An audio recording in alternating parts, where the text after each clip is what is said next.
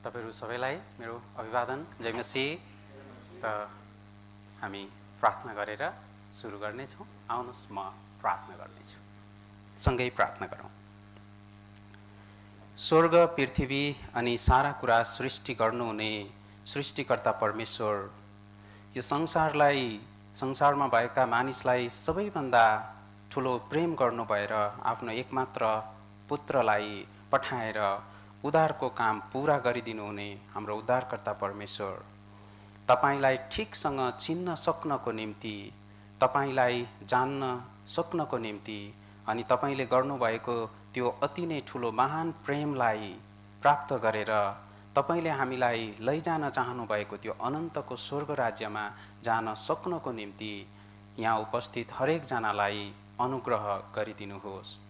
तपाईको वचन ध्यान दिएर सुन्न सक्नको लागि अनि हृदय भित्र त्यसलाई राख्दै मनन गर्नको निम्ति पनि सहायता गरिदिनुहोस्।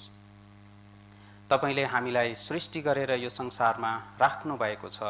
तपाई हाम्रो सृष्टिकर्ता हुनुहुन्छ अनि तपाईले हामीलाई अनन्तको स्वर्ग राज्यमा लैजान चाहनुहुन्छ।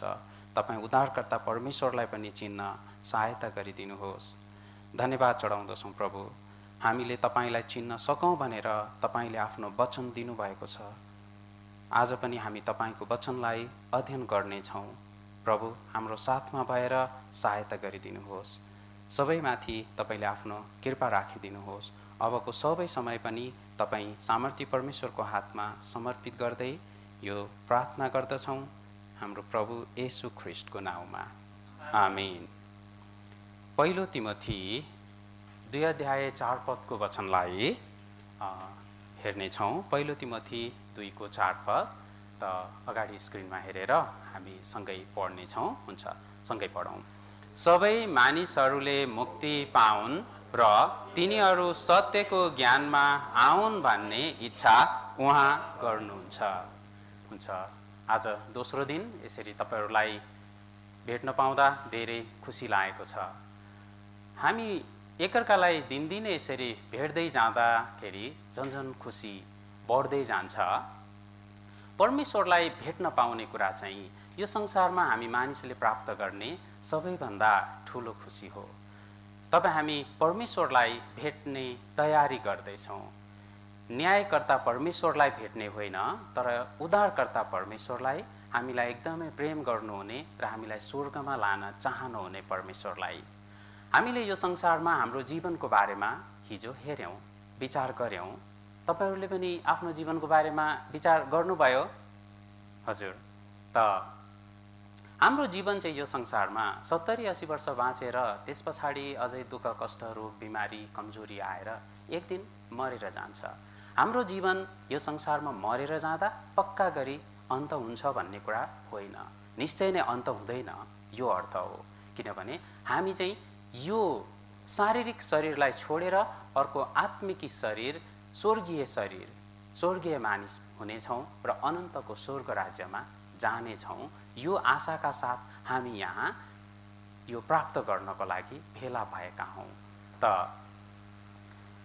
हामीले परमेश्वरलाई ठिकसँग चिन्न सकेनौँ भने त हाम्रो जीवन चाहिँ साँच्चै नै कुनै मूल्यहीन, कुनै मूल्य नभएको व्यर्थको हुन्छ। त येशू प्रभुले भन्नुभएको छ, मानिसले सारा जगत हात पारेर पनि आफ्नो प्राण गुमायो भने त्यसलाई के फाइदा हुन्छ र? यो संसारमा हामीले प्राप्त गरेका जे जति पनि कुरा छन्, यो सबै कुराहरू चाहिँ एकछिनको लागि मात्रै हो। कसैले यसरी भन्नुहुन्छ, यो संसारमा मानिसले जे जति कुराहरू प्राप्त गर्नुहुन्छ, मसँग यो छ त्यो छ, म यो प्राप्त गरेँ त्यो प्राप्त गरेँ, यसरी गरेँ उसरी गरेँ। साँच्चै भने पनि यो संसार चाहिँ एउटा सपना जस्तै हो। सपनामा धेरै पैसा जम्मा गर्यो, ठुलो मान्छे भयो, राजा भयो, प्रधानमन्त्री भयो, एकदमै के भयो, एकदमै ठुलो मान सम्मान पायो। बिउजिँदा चाहिँ अब यति बाहिर पिँढीमा कि कार्टुनमा कि यति भएमा सुतिरहेको बेलामा जाग्यो भए जस्तै हो। एकछिनपछि सबै कुराहरू सिद्धिन्छ। हामी साँच्चै जाग्नुपर्छ आत्मिकी रूपमा र मेरो जीवन साँच्चै के हो भनेर हामीले विचार गर्दै हामी आफ्नै जीवनलाई हामी आफै परमेश्वरको वचनको सहायतामा हामीले बुझ्नलाई प्रयत्न गरौँ। परमेश्वरले निश्चय सहायता दिनुहुन्छ। उहाँको इच्छा चाहिँ सबै मानिसहरूले मुक्ति पाउन् भन्ने छ। यो सबै भित्र एउटा म भएकै हुनुपर्छ। तपाईँ हामी जति छौँ यो सबै हो, यो सबै मध्येमा एकजना म हुनुपर्छ। यो उद्देश्यका साथ तपाईँ हामी भेला भएका छौँ र हाम्रो जीवनको निश्चय नै उद्देश्य छ, अर्थ छ। हामीलाई सृष्टि गर्ने एकजना परमेश्वर हुनुहुन्छ र बाइबलको सुरु हिजो पनि हामीले हेऱ्यौँ त उत्पत्ति 1को 1मा हेऱ्यो भने परमेश्वरले के भन्नुभएको छ? आदिमा परमेश्वरले आकाश र पृथ्वी सृष्टि गर्नुभयो।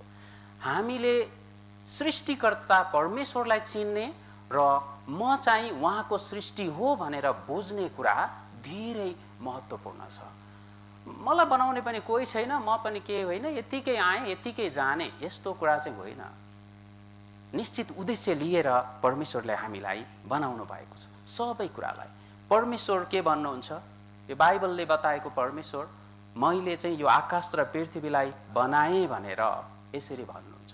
त्यसो भए हामी एकछिन विचार गरौँ, हामी बसेको पृथ्वी कस्तो छ त? मानिसहरू के भन्छन्? धेरै विद्वान ज्ञानी प्राचीन मानिसहरू भारतवासीहरूको विचारमा चाहिँ पृथ्वी चाहिँ यसरी ठुलो सर्प, सर्पमाथि कछुवा छ, कछुवाले यो कछुवामाथि 4वटा हात्ती, अनि यो हात्तीहरूले पृथ्वीलाई बोकेर राखेको छ। पृथ्वीमाथि चाहिँ सूर्य देवता बस्नु भएको छ, यसरी भन्नुहुन्छ। पहिला धेरै मानिसहरूले विश्वास गरेको कुरा हो, तर अहिले चाहिँ हाम्रो सानो छोराछोरीहरू पनि पत्याउनुहुन्न, यस्तो छैन भन्नुहुन्छ। किन?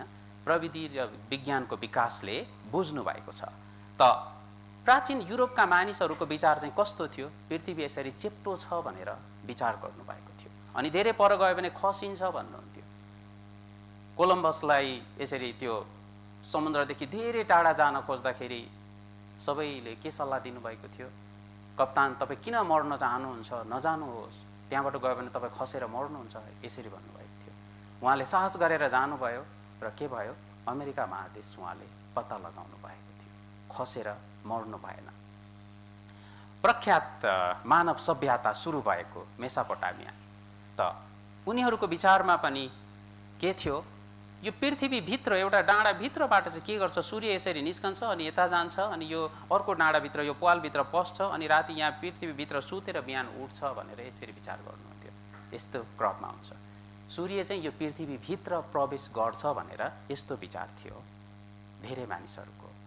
त मिश्रको सभ्यता अर्को प्रख्यात सभ्यता हो मानव इतिहास, मानव विकास हुने क्रममा। त उनीहरूको विचारमा चाहिँ ताराहरूलाई चाहिँ आकाशमा मोटो मोटो डोरी लठारोहरूले बाँधेर झुन्ड्याएर राखेको छ, यसरी विचार गर्नुहुन्थ्यो। यो चाहिँ मानिसको विचार हो। त भारतवासीहरूको विचार, प्राचीन युरोपियनहरूको विचार, र यहाँ हेर्नुहुन्छ भने मेसोपोटामियाका मानिसहरूको, र यो चाहिँ मिश्रवासीहरूको। यो बोतल यहाँ यसरी राखिएको छ, त यसलाई अडाउने कुरा निकाल्यो भने स्वाभाविक रूपमा अब के हुन्छ? यो यसरी खस्छ। यो कुरा हो। मानिसहरूले पृथ्वीको बारेमा कसरी विचार गरेको हो? यदि पृथ्वीलाई केहीले अड्याएको छैन भने त के हुने हो? मानिस खस्ने हो, यसरी पृथ्वी पनि खस्ने हो, सबै खस्ने हो। यो चाहिँ मानिसको विचार हो।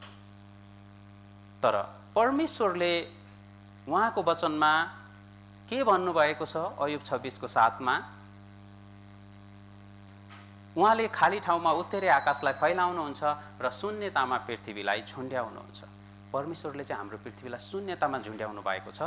अनि यो कुरा चाहिँ 3500 वर्ष अगाडि अयुबलाई परमेश्वरले भन्नुभएको हो। हामी अहिले प्रविधिको विकास भएर यसरी हामी चाहिँ यसरी शून्यतामा अडेको छौँ, खस्दैनौँ। वास्तवमा हाम्रो पृथ्वी अहिले यसरी अन्तरिक्षमा शून्यतामा अडिएको छ। अहिले रकेटहरूको आविष्कार भइसकेपछि माथि गएर खिचेको फोटो हो यो, यस्तो छ। तर यो थाहा पाएको चाहिँ 200 वर्ष पनि भएको छैन।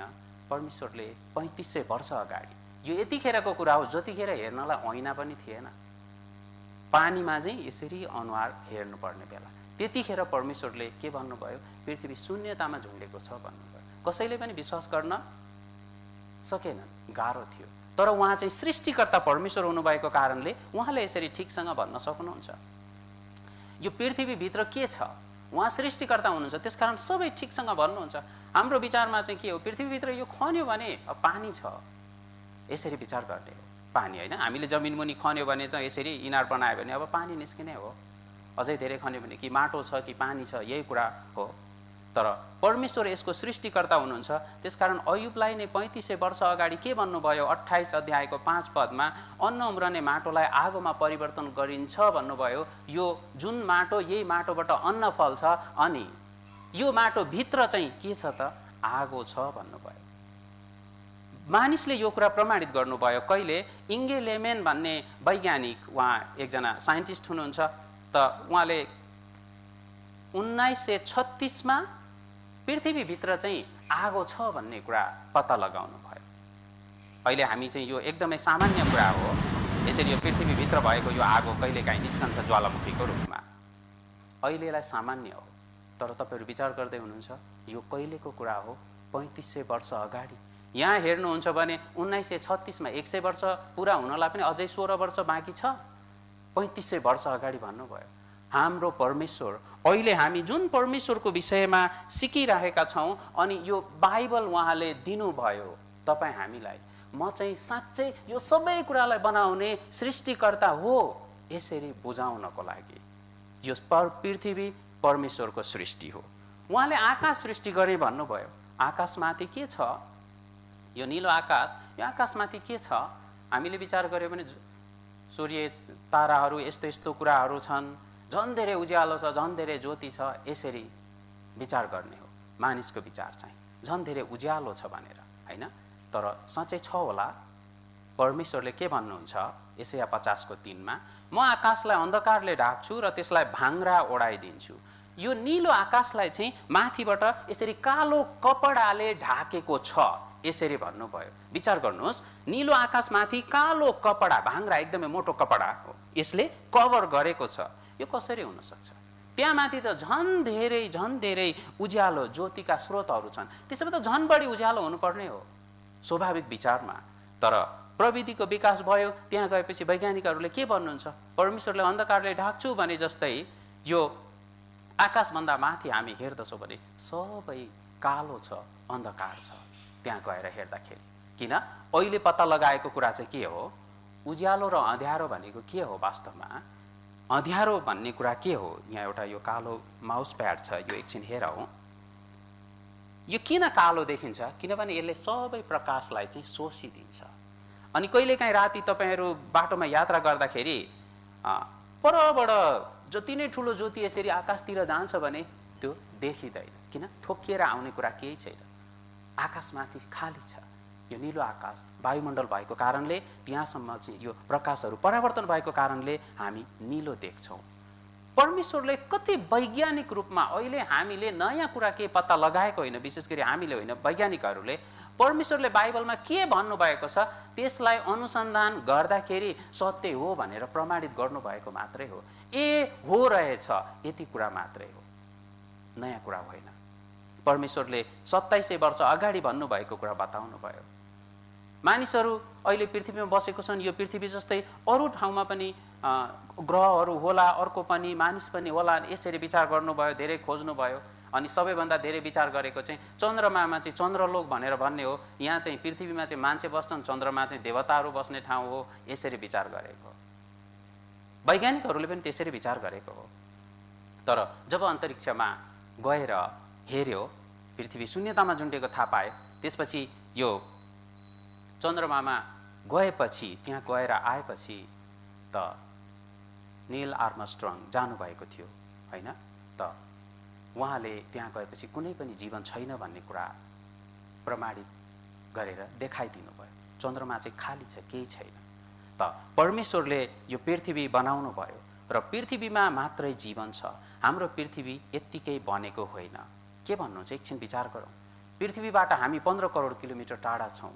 हामी अलिकति पनि पृथ्वीतर्फ यसरी नजिक जान्छौँ, पृथ्वी सूर्यतर्फ नजिक जान्छ भने तातो भएर 400 डिग्रीसम्म तातो हुन्छ। अलिकति मात्रै जाँदा पनि त्यसो भए 400 डिग्री तापक्रममा के बाँच्न सक्छ? अहिले भएको ठाउँबाट अलिकति हामी टाढा जान्छौँ मङ्गल ग्रहपट्टि भने चिसो हुन्छ, सबै बरफले जम्छ। त्यसो भयो भने के जीवित प्राणीहरू रहन सक्छन् त? जीवन रहन सक्दैन। तर परमेश्वरले एकदमै ठिक ठाउँमा मिलाएर राखेको छु भन्नुहुन्छ परमेश्वरले। उहाँ साँचो सृष्टिकर्ता हुनुहुन्छ। यशाया 45:18 हुन्छ, सँगै पढौँ। किनकि परमप्रभु यसो भन्नुहुन्छ,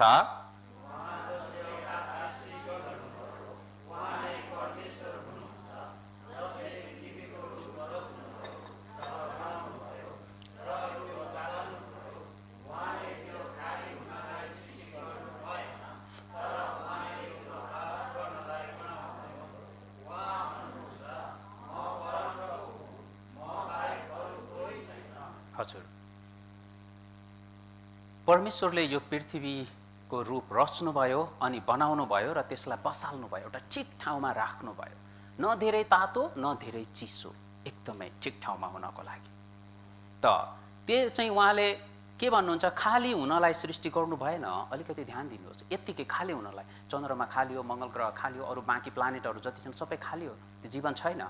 तर त्यस खाली हुनको लागि होइन, के को लागि? आबाद गर्नलाई, इन्हाबिटेड, बसोबास गर्नको लागि। पृथ्वी मात्रै जीवित प्राणीहरू रहने योग्यको ग्रह हो। उहाँ चाहिँ साँचो सृष्टिकर्ता हुनुहुन्छ र सबै आफै बन्यो भनेर विचार गर्ने चाहिँ गलत कुरा हो। साधारण कुराहरू पनि आफै बनेको छैन। परमेश्वर के भन्नुहुन्छ यशाया 45:12मा, पृथ्वी मैले नै बनाएको हो भनेर भन्नुहुन्छ। अनि उहाँले भन्नु मात्र हुन्न, यसको प्रमाण पनि दिनुहुन्छ। र त्यसमा मानिसहरूलाई मैले सृष्टि गरेको हुँ, मेरै हातले आकाशलाई फिजाएको हो र त्यसका सारा तारामण्डललाई मैले नै ठिक गरी मिलाएको छु। उहाँ चाहिँ यो पृथ्वीको, आकाशको अनि सबै कुरालाई बनाउनु हुने परमेश्वर हुनुहुन्छ। परमेश्वरले बाइबलमा कति ठिकसँग वचनहरू राखिदिनु भएको छ। बाइबललाई तपाईँ हामी जति अध्ययन गर्छौँ भने यो चाहिँ झन्झन सत्य र एकदमै जीवन्त हुँदै गएको हामीले पाउँछौँ। परमेश्वर जीवित हुनुहुन्छ र उहाँको वचन पनि जीवित छ। अहिले हाम्रो पृथ्वी 7वटा महादेशहरूमा यसरी बाँडिएको छ। तर सुरुदेखि नै यस्तो थियो त होइन। वैज्ञानिकहरूले भन्नुहुन्छ पहिला चाहिँ पृथ्वी जति जमिनको भाग एकापट्टि र पानी एकापट्टि थियो। यो एउटै जमिनको भाग थियो जसलाई चाहिँ पान्जिया भनेर यसरी भन्ने गरिन्थ्यो। हाजिरी जवाफमा धेरै सोध्नुहुन्छ।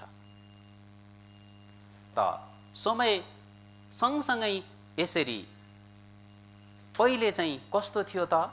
अहिले भएको यो 7वटा महादेश पहिले चाहिँ यसरी एउटै महादेश थियो, एउटै थियो। यसरी सबै एकैतिर थियो। जमिन एकापट्टि र पानी एकापट्टि। त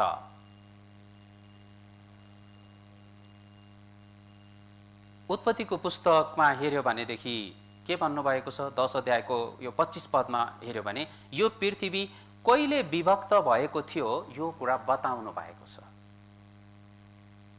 3500 वर्ष अगाडि एबेरको छोराहरूको समयमा चाहिँ यो पृथ्वी भाग भाग भएर बाँडिएको थियो भनेर परमेश्वरले यसरी बताउनु भयो। यहाँ उत्पत्ति 10:25 एबेरका 2 जना छोराहरू जन्मे, एउटाको नाउँ पेलेग थियो किनभने तिनकै समयमा पृथ्वी अलग अलग भागमा बाँडियो। परमेश्वरले यसरी हरेक कुराको समय र प्रमाण सहित बताइदिनु भएको छ। तपाईँ हामी यहाँ हेर्छौँ भने यो एउटा पृथ्वीको यो नक्सा आकारको यो भकुण्डो आफै बनेको होइन नि। यसको चाहिँ यो मानिसले बनाएको हो। यो चाहिँ वास्तविक कुरा हो। निश्चय नै परमेश्वरले बनाउनु भएको हो, आफै बन्ने कुरा छैन। यो घर कसैले बनाएको हो। हामीले देख्ने कुनै पनि कुराहरू कसै न कसैले बनाएको हो। हिब्रू 3:4 के भन्नुहुन्छ? किनभने हरेक घर कुनै न कुनै मानिसबाट बनाएको हुन्छ, तर सबै थोक बनाउने त परमेश्वर नै हुनुहुन्छ। हामीलाई सृष्टि गर्ने र यी सबै कुरा बनाउने एकजना परमेश्वर हुनुहुन्छ। उहाँको वचन हामी अध्ययन गरिरहेछौँ र उहाँले सृष्टि गर्नुको उद्देश्य छ। उहाँले बोट बिरुवा बनाउनु भयो, जनावरहरू बनाउनु भयो। यी सबै कुरा परमेश्वरले हामी मानिसको लागि बनाउनु भयो। तर हामी मान्छे चाहिँ कसको लागि होला विचार गर्नुभएको छ? हामी कसको लागि होला? हामीले जनावरलाई उपयोग गर्छौँ, बोट बिरुवालाई उपयोग गर्छौँ। जनावर र बोट बिरुवाको लागि हामी बनेको होइन। हामी के को लागि बन्यौँ होला, हामीलाई कसले उपयोग गर्छ होला। मान्छेले चाहिँ इच्छा लागेको जनावरलाई उपयोग गर्छ, घरमा राख्छ, बाहिर निकाल्छ, मन लागेको काँक्रा फर्सी तरकारी खुर्सानी धनियाँ जे टिप्छ खान्छ आफ्नो इच्छाले। मानिसको लागि यी जनावर र बोट बिरुवाहरू परमेश्वरले दिनुभयो। हामी चाहिँ कसको लागि होला? तपाईलाई कसले उपयोग गर्छ, मलाई कसले उपयोग गर्छ? संसारको सबभन्दा शक्तिशाली व्यक्तिहरू भन्यो भने उहाँहरू पनि कसको? उहाँहरूले आफैलाई अधीन गर्न सक्नु भएको छ र? एकछिनपछि मर्ने हो, थाहा छैन। के बिरामी लाग्ने हो थाहा छैन, के आइपर्ने हो कसैलाई थाहा छैन। मान्छे आफ्नो अधीनमा छैन। मान्छेले पृथ्वीलाई अधिकार गरे तापनि आफै माथि आफ्नो अधिकार छैन। हामी चाहिँ परमेश्वरको निम्ति बनाइएका हौँ। मानिसलाई सबै कुरा गर्ने अधिकार उहाँले दिनुभयो, तर मानिसलाई चाहिँ परमेश्वरले अधिकार गर्नुहुन्छ, परमेश्वरले शासन गर्नुहुन्छ। दानियल 4:17 परमेश्वरले यसरी भन्नुभयो, ताकि जीवित प्राणीहरूले जानुन् कि मानिसहरूका राज्यमाथि सर्वाधिकार सर्वोच्चकै छ। यो सर्वोच्च उहाँ परमेश्वर हुनुहुन्छ र उहाँले इच्छा गर्नुभएकाहरूलाई ती राज्यहरू दिनुहुन्छ र मानिसहरूमा सबैभन्दा नम्रलाई ती राज्यहरूमाथि खडा गर्नुहुन्छ। सबै जीवित प्राणीहरूले जानुन् भन्नुभयो। तपाईँ हामीले बुझ्नुपर्छ कि मानिसहरूका राज्यमाथि सर्वाधिकार चाहिँ सर्वोच्चको छ। परमेश्वरले तपाईँ हामीमाथि शासन गर्नुहुन्छ। हामी परमेश्वरको निम्ति सृष्टि गरिएका हौँ र हाम्रो जीवनलाई हामीले विचार गरेका छौँ। सबैले विचार गर्यौँ त हाम्रो जीवन चाहिँ यो संसारमा खुसी छैन, शान्ति छैन, आनन्द छैन, सन्तुष्ट छैन। हामी खुसीको पछाडि भागे भागे भागे भागे जति भागे पनि कहिले हामीले भेट्दैनौँ। त यो चाहिँ यस्तोको लागि उहाँले सृष्टि गर्नुभएको होइन। उहाँ तपाईँ हामीले चाहेको सबै इच्छा गरेको कुरा दिएर अनन्तको स्वर्गमा लान चाहनुहुन्छ। उहाँ साँचो परमेश्वर हुनुहुन्छ। तर मानिसहरूको समस्या चाहिँ के हो?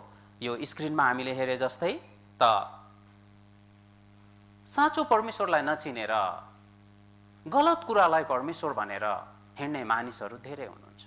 कतै तपाईँ हामी पनि यस्तै हो कि? हामीले विचार गर्नुपर्छ। आदर गर्नु मान्नु राम्रो कुरा हो, तर ठिक कुरालाई नै, ठिक व्यक्तिलाई नै आदर गरेको हुनुपर्छ। यिर्मया 10:11 के भन्नुभयो? तिनीहरूलाई यसो भन्, यी देवताहरू जसले आकाश र पृथ्वीलाई बनाएनन् तिनीहरू पृथ्वीबाट र आकाश मुनिबाट नष्ट हुनेछन्। परमेश्वरले चाहिँ म सारा सृष्टिको मालिक सृष्टिकर्ता हो भन्ने कुरा पुरै प्रमाणसहित उहाँले दिनुभयो र अब यहाँ के भन्नुहुन्छ? जसले आकाश र पृथ्वीलाई बनाएनन् तिनीहरू पृथ्वीबाट र आकाश मुनिबाट नष्ट हुनेछन्। एक दिन यो आकाश र पृथ्वी नष्ट हुनेछ। त्यसो भए त्यतिखेर यहाँ भएका सबै पनि नष्ट हुनेछन् भन्नुभयो। मेरो आफ्नै कुरा गर्नु पर्दाखेरि पनि मैले पनि पहिले त यसरी गलत बाटो अपनाएको थिएँ। यहाँ जस्तै परमेश्वरले यो रुखलाई सृष्टि गर्नुभयो, किनभने रुख आफै बन्दैन, सृष्टि गर्ने बनाउनै पर्छ। उहाँ चाहिँ परमेश्वर हुनुहुन्छ है। त ढुङ्गा परमेश्वरको सृष्टि हो। खोला नाला परमेश्वरले बनाउनु भयो। पशु प्राणी परमेश्वरले बनाउनु भयो। सूर्य तारा ब्रह्माण्ड परमेश्वरले बनाउनु भयो। मानिस आफै भएको हो? होइन, परमेश्वरले बनाउनु भयो। त्यसो भए हामी के गर्दैछौँ? परमेश्वरले यी सबै कुरालाई सृष्टि गर्नुभयो। त्यसो भए हामी सृष्टिकर्ता परमेश्वरलाई मान्दैछौँ कि सृष्टि गरेको थोकलाई मान्दैछौँ? धेरै फरक कुरा हो है। परमेश्वरलाई मान्नु, सृष्टिकर्तालाई मान्नु र सृष्टि गरेको थोकलाई मान्नु एकदमै एकदमै भिन्नता हो। यो माउस बनाउने यो छ नि होइन, लेनोभो, लजिटेक के भन्छ, यो त्यो कम्पनीले बनाएको हो।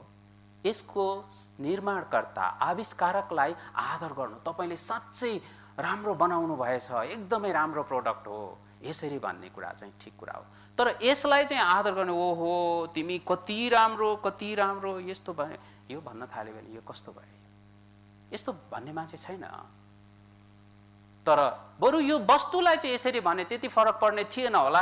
यति महान सृष्टिकर्तालाई छोडेर उहाँले सृष्टि गरेको थोकलाई चाहिँ मान्ने हो, विश्वास गर्ने हो। मान्ने कुरा कस्तो होला? मान्ने धेरैको समस्या हो, मेरो पनि समस्या थियो। के हो? आफूले मानि ल्याएको, आफूले गरी ल्याएको यो कसरी छोड्ने, कहाँ हुन्छ र यसरी मानिसले के भन्छन्, घर परिवारमा के भन्छन्, आफूले गरी ल्याएको मानि ल्याएको यस्तो कुरा कहाँ छोड्नुहुन्छ र तपाईँहरूले पनि घरमा यसरी सुन्नुभएको होला, मानिसहरूले पनि भन्छ। विचार गर्नुहुन्छ, एउटा कुरा विचार गरौँ त, मास्क लगाएर चिनेकै मान्छे पनि सबै अपरिचित जस्तो लाग्छ त मान्ने कुरा गऱ्यो भनेदेखि हुन्छ। यहाँ कवीर भाइ त्यहाँ हुनुहुन्छ, ओके हुन्छ। त उहाँलाई मैले भाइ भनेर आदरसहित भनेको छु, त उहाँलाई म भाइ मान्छु, राम्रो कुरा हो, बोलिदिनुहोस् न, हो राम्रो कुरा हो है, भाइ मानेको राम्रो कुरा हो। त मभन्दा आदरणीय हुनुहुन्छ, म दाइ मान्छु। एकजना वृद्धा हुनुहुन्छ, उहाँलाई म आमा मान्छु, यसमा नराम्रो छ छैन। त्यसो भए कवीर भाइलाई मैले भाइ माने अनि एक दिन अब लिएर गएँ, यो मानेको कुरा चाहिँ कस्तो हो, लिएर गएँ मेरो घरमा, आमा हुनुहुन्छ, बुवा हुनुहुन्छ, दाइहरू सबै हुनुहुन्छ, अनि त्यहाँदेखि ऊ नानी चाहिँ को भनेर अब सोध्नु भयो। त्यहाँ कसैको जन्मदिन केही उत्सव छ, अब गेट टुगेदर हुँदा त्यहाँ गइयो, अनि सोध्नु उहाँ को भन्यो, मेरो भाइ। रमाइलो गरी भन्यो भने बुवाले के भन्नुहुन्छ होला, ओइ हाम्रो कुनै छोरा हराएको थियो, अब स्पष्टीकरण दिनुपर्ने हुन्छ, म सँगै बस्ने हो, यस्तो हो यस्तो हो, यसरी यसरी। त्यसो भए उहाँलाई मैले भाइ मानेको के भयो? त्यसो भयो भने पहिले यहाँ छाप लगाएको हो, आफ्नो चाहिँ होइन, तर के गरेको, मानेको मानेको। तपाईँ हामीले मानिल्याएको देवताहरू, मानिल्याएको धर्म कर्महरू सबै मानिल्याएको मानेको भनेको नै के हो, वास्तवमा आफ्नो होइन, आफ्नो होइन, त्यसै कारण मानेको। आफ्नो हो भने किन मान्नुपर्छ? मान्नु पर्दैन। यो यिनीहरू कोही पनि ईश्वरहरू होइनन्, यी कुनै कुरा पनि ईश्वर होइनन्, नभएको कारणले मान्नु परेको हो। तपाईँहरू यो बुझ्दै हुनुहुन्छ? वास्तवमा होइन, त्यस कारण मानेको हो, वास्तवमा हो भने मान्नु पर्दैन। त्यसकारण हामीले विचार गर्नै पर्छ, म साँचो सृष्टिकर्तालाई चिन्दैछु कि सृष्टिलाई चाहिँ मानेर बसेको छु। मानेर बस्ने मान्छे चाहिँ भ्रममा हो। यो पैसा चाहिँ होइन, तर म पैसा मानेर बस्यो, अब के फाइदा छ? त्यसो भए फाइदा छ? फाइदा छैन। त परमेश्वरले के भन्नुहुन्छ? मानिसहरूले गरेको गल्ती देखाउनुहुन्छ, हामीलाई उहाँ सुधार्न चाहनुहुन्छ, अनि साँच्चै ठिक बाटो देखाएर अनन्तको स्वर्गमा लान चाहनुहुन्छ। यशाया 44:17। यहाँको विषयलाई चाहिँ हेऱ्यो भने के हो त भन्दा, यो मानिसहरूले कति ठाउँमा चाहिँ मानिसहरूले यो काठद्वारा देवता बनाएर पूजा गर्नुहुन्छ, त्यो कुरालाई भन्नुभएको हो। त्यसको बाँकी भाग भनेको योभन्दा अगाडि हेऱ्यो भने चाहिँ रुखबाट, काठबाट त्यसले एउटा ईश्वर बनाउँछ, त्यसको मूर्ति, त्यसको सामुन्ने त्यो घोप्टो परेर त्यसलाई पुज्छ र त्यसलाई प्रार्थना गर्छ र भन्छ, मलाई बचाउनुहोस् किनकि तपाईँ मेरा ईश्वर हुनुहुन्छ। परमेश्वरले के भन्नुभयो 44:19 चाहिँ, कसैले बसेर विचार गर्दैन, अरूले त्यसरी गरेको कारणले त्यसरी निरन्तर गरेर जाने हो, तर कोही विचार गर्दैन। यसो भन्नलाई कि कसैसित ज्ञान अथवा समझ छैन, मैले त्यसको आधा भाग दाउराको रूपमा प्रयोग गरेँ, त्यसैको आगोमा मैले रोटी पनि पोलेँ, मैले मासु भुटेर खाएँ, के त्यसको बचेको भागबाट मैले घिनलाग्दो थोक बनाउने, के मैले नै रुखको ठुट्टाको सामुन्ने घोप्टो पर्ने? कसैको यति समझ छैन? तिमीहरू यति साह्रो मूर्ख भएका छौ कि त्यही एउटा काठलाई यति धेरै कुरामा प्रयोग गर्यो सबै आफ्नो लागि, त्यसपछि त्यो बाँकीको कुराबाट चाहिँ एउटा ईश्वर देवता बनाएर मलाई बचाउनुहोस् भनेर यसरी भन्ने कस्तो कुरा हो? परमेश्वर तपाईँ हामीलाई बुद्धिमानी बनाउन चाहनुहुन्छ। तिमीहरू गलत बाटोमा गएका छौ, गलत कुरालाई राम्रो ठानेर बसेका छौ, त्यसो भए फर्किनुपर्छ। हामीले कुनै कुरालाई परमेश्वर मान्ने होइन, साँचो परमेश्वर को हुनुहुन्छ भनी चिन्नुपर्छ। रोमी 1:25 किनकि तिनीहरूले परमेश्वरको सत्यतालाई झुटसँग साँटेर सदा सर्वदाका परम धन्य सृष्टिकर्तालाई त्यागेर बरु सृष्टि गरिएका थोकहरूको पूजा र सेवा गरे। स्पष्ट भन्नुभयो, सृष्टिकर्तालाई त्यागेर बरु सृष्टि गरिएका थोकहरूको पूजा र सेवा गरे। परमेश्वरलाई चाहिँ त्यागे अनि परमेश्वरले बनाउनु भएको कुराको चाहिँ पछि लागे, यो चाहिँ गलत हो। मानेको चाहिँ गलत कुरा हो।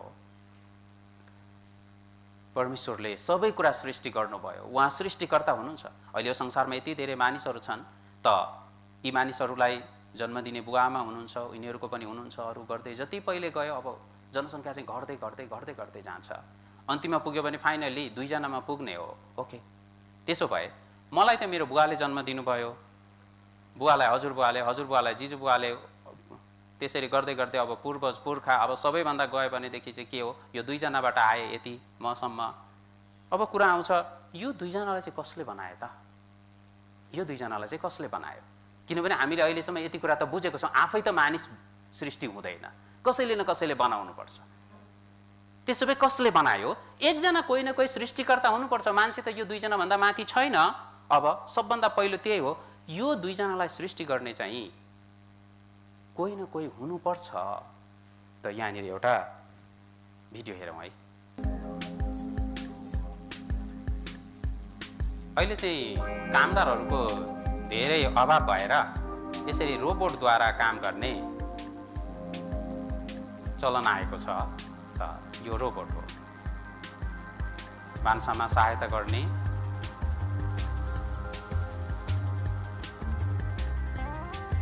अनि डिसवासिङ भाँडा माझ्ने काम गर्छ। यसले काम गरेको तरिकालाई हेरिदिनुहोस्। यो चाहिँ रोबोटले भाँडा सफा गरेको।